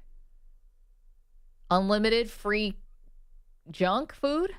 I think you only get one gimmick per place. They already got the teal turf. Oh, you can't add free concessions on this? Now you look a little cartoonish. You're just piling on? Yeah, especially for a program that's pretty good. They're not a joke. It's a program. Speaking of cartoonish, what are you going to do with that cartoon of yours, Maggie? Yeah, the sketch of me that's going to be in this book that looks nothing like me and is quite unflattering. You look like the state of Montana. Manny came in, looked at it, and just started dying laughing. Bogusch puked. EJ couldn't contain the laughter, had to leave the studio. Perloff thinks it looks fine. That's cute. Which one of these things is not like a you? little kid? Thank you, EJ Stewart, Manny Rodriguez, Andrew Bogusch, Andrew Kaplan, Lido's Coffee Drinkers. See you.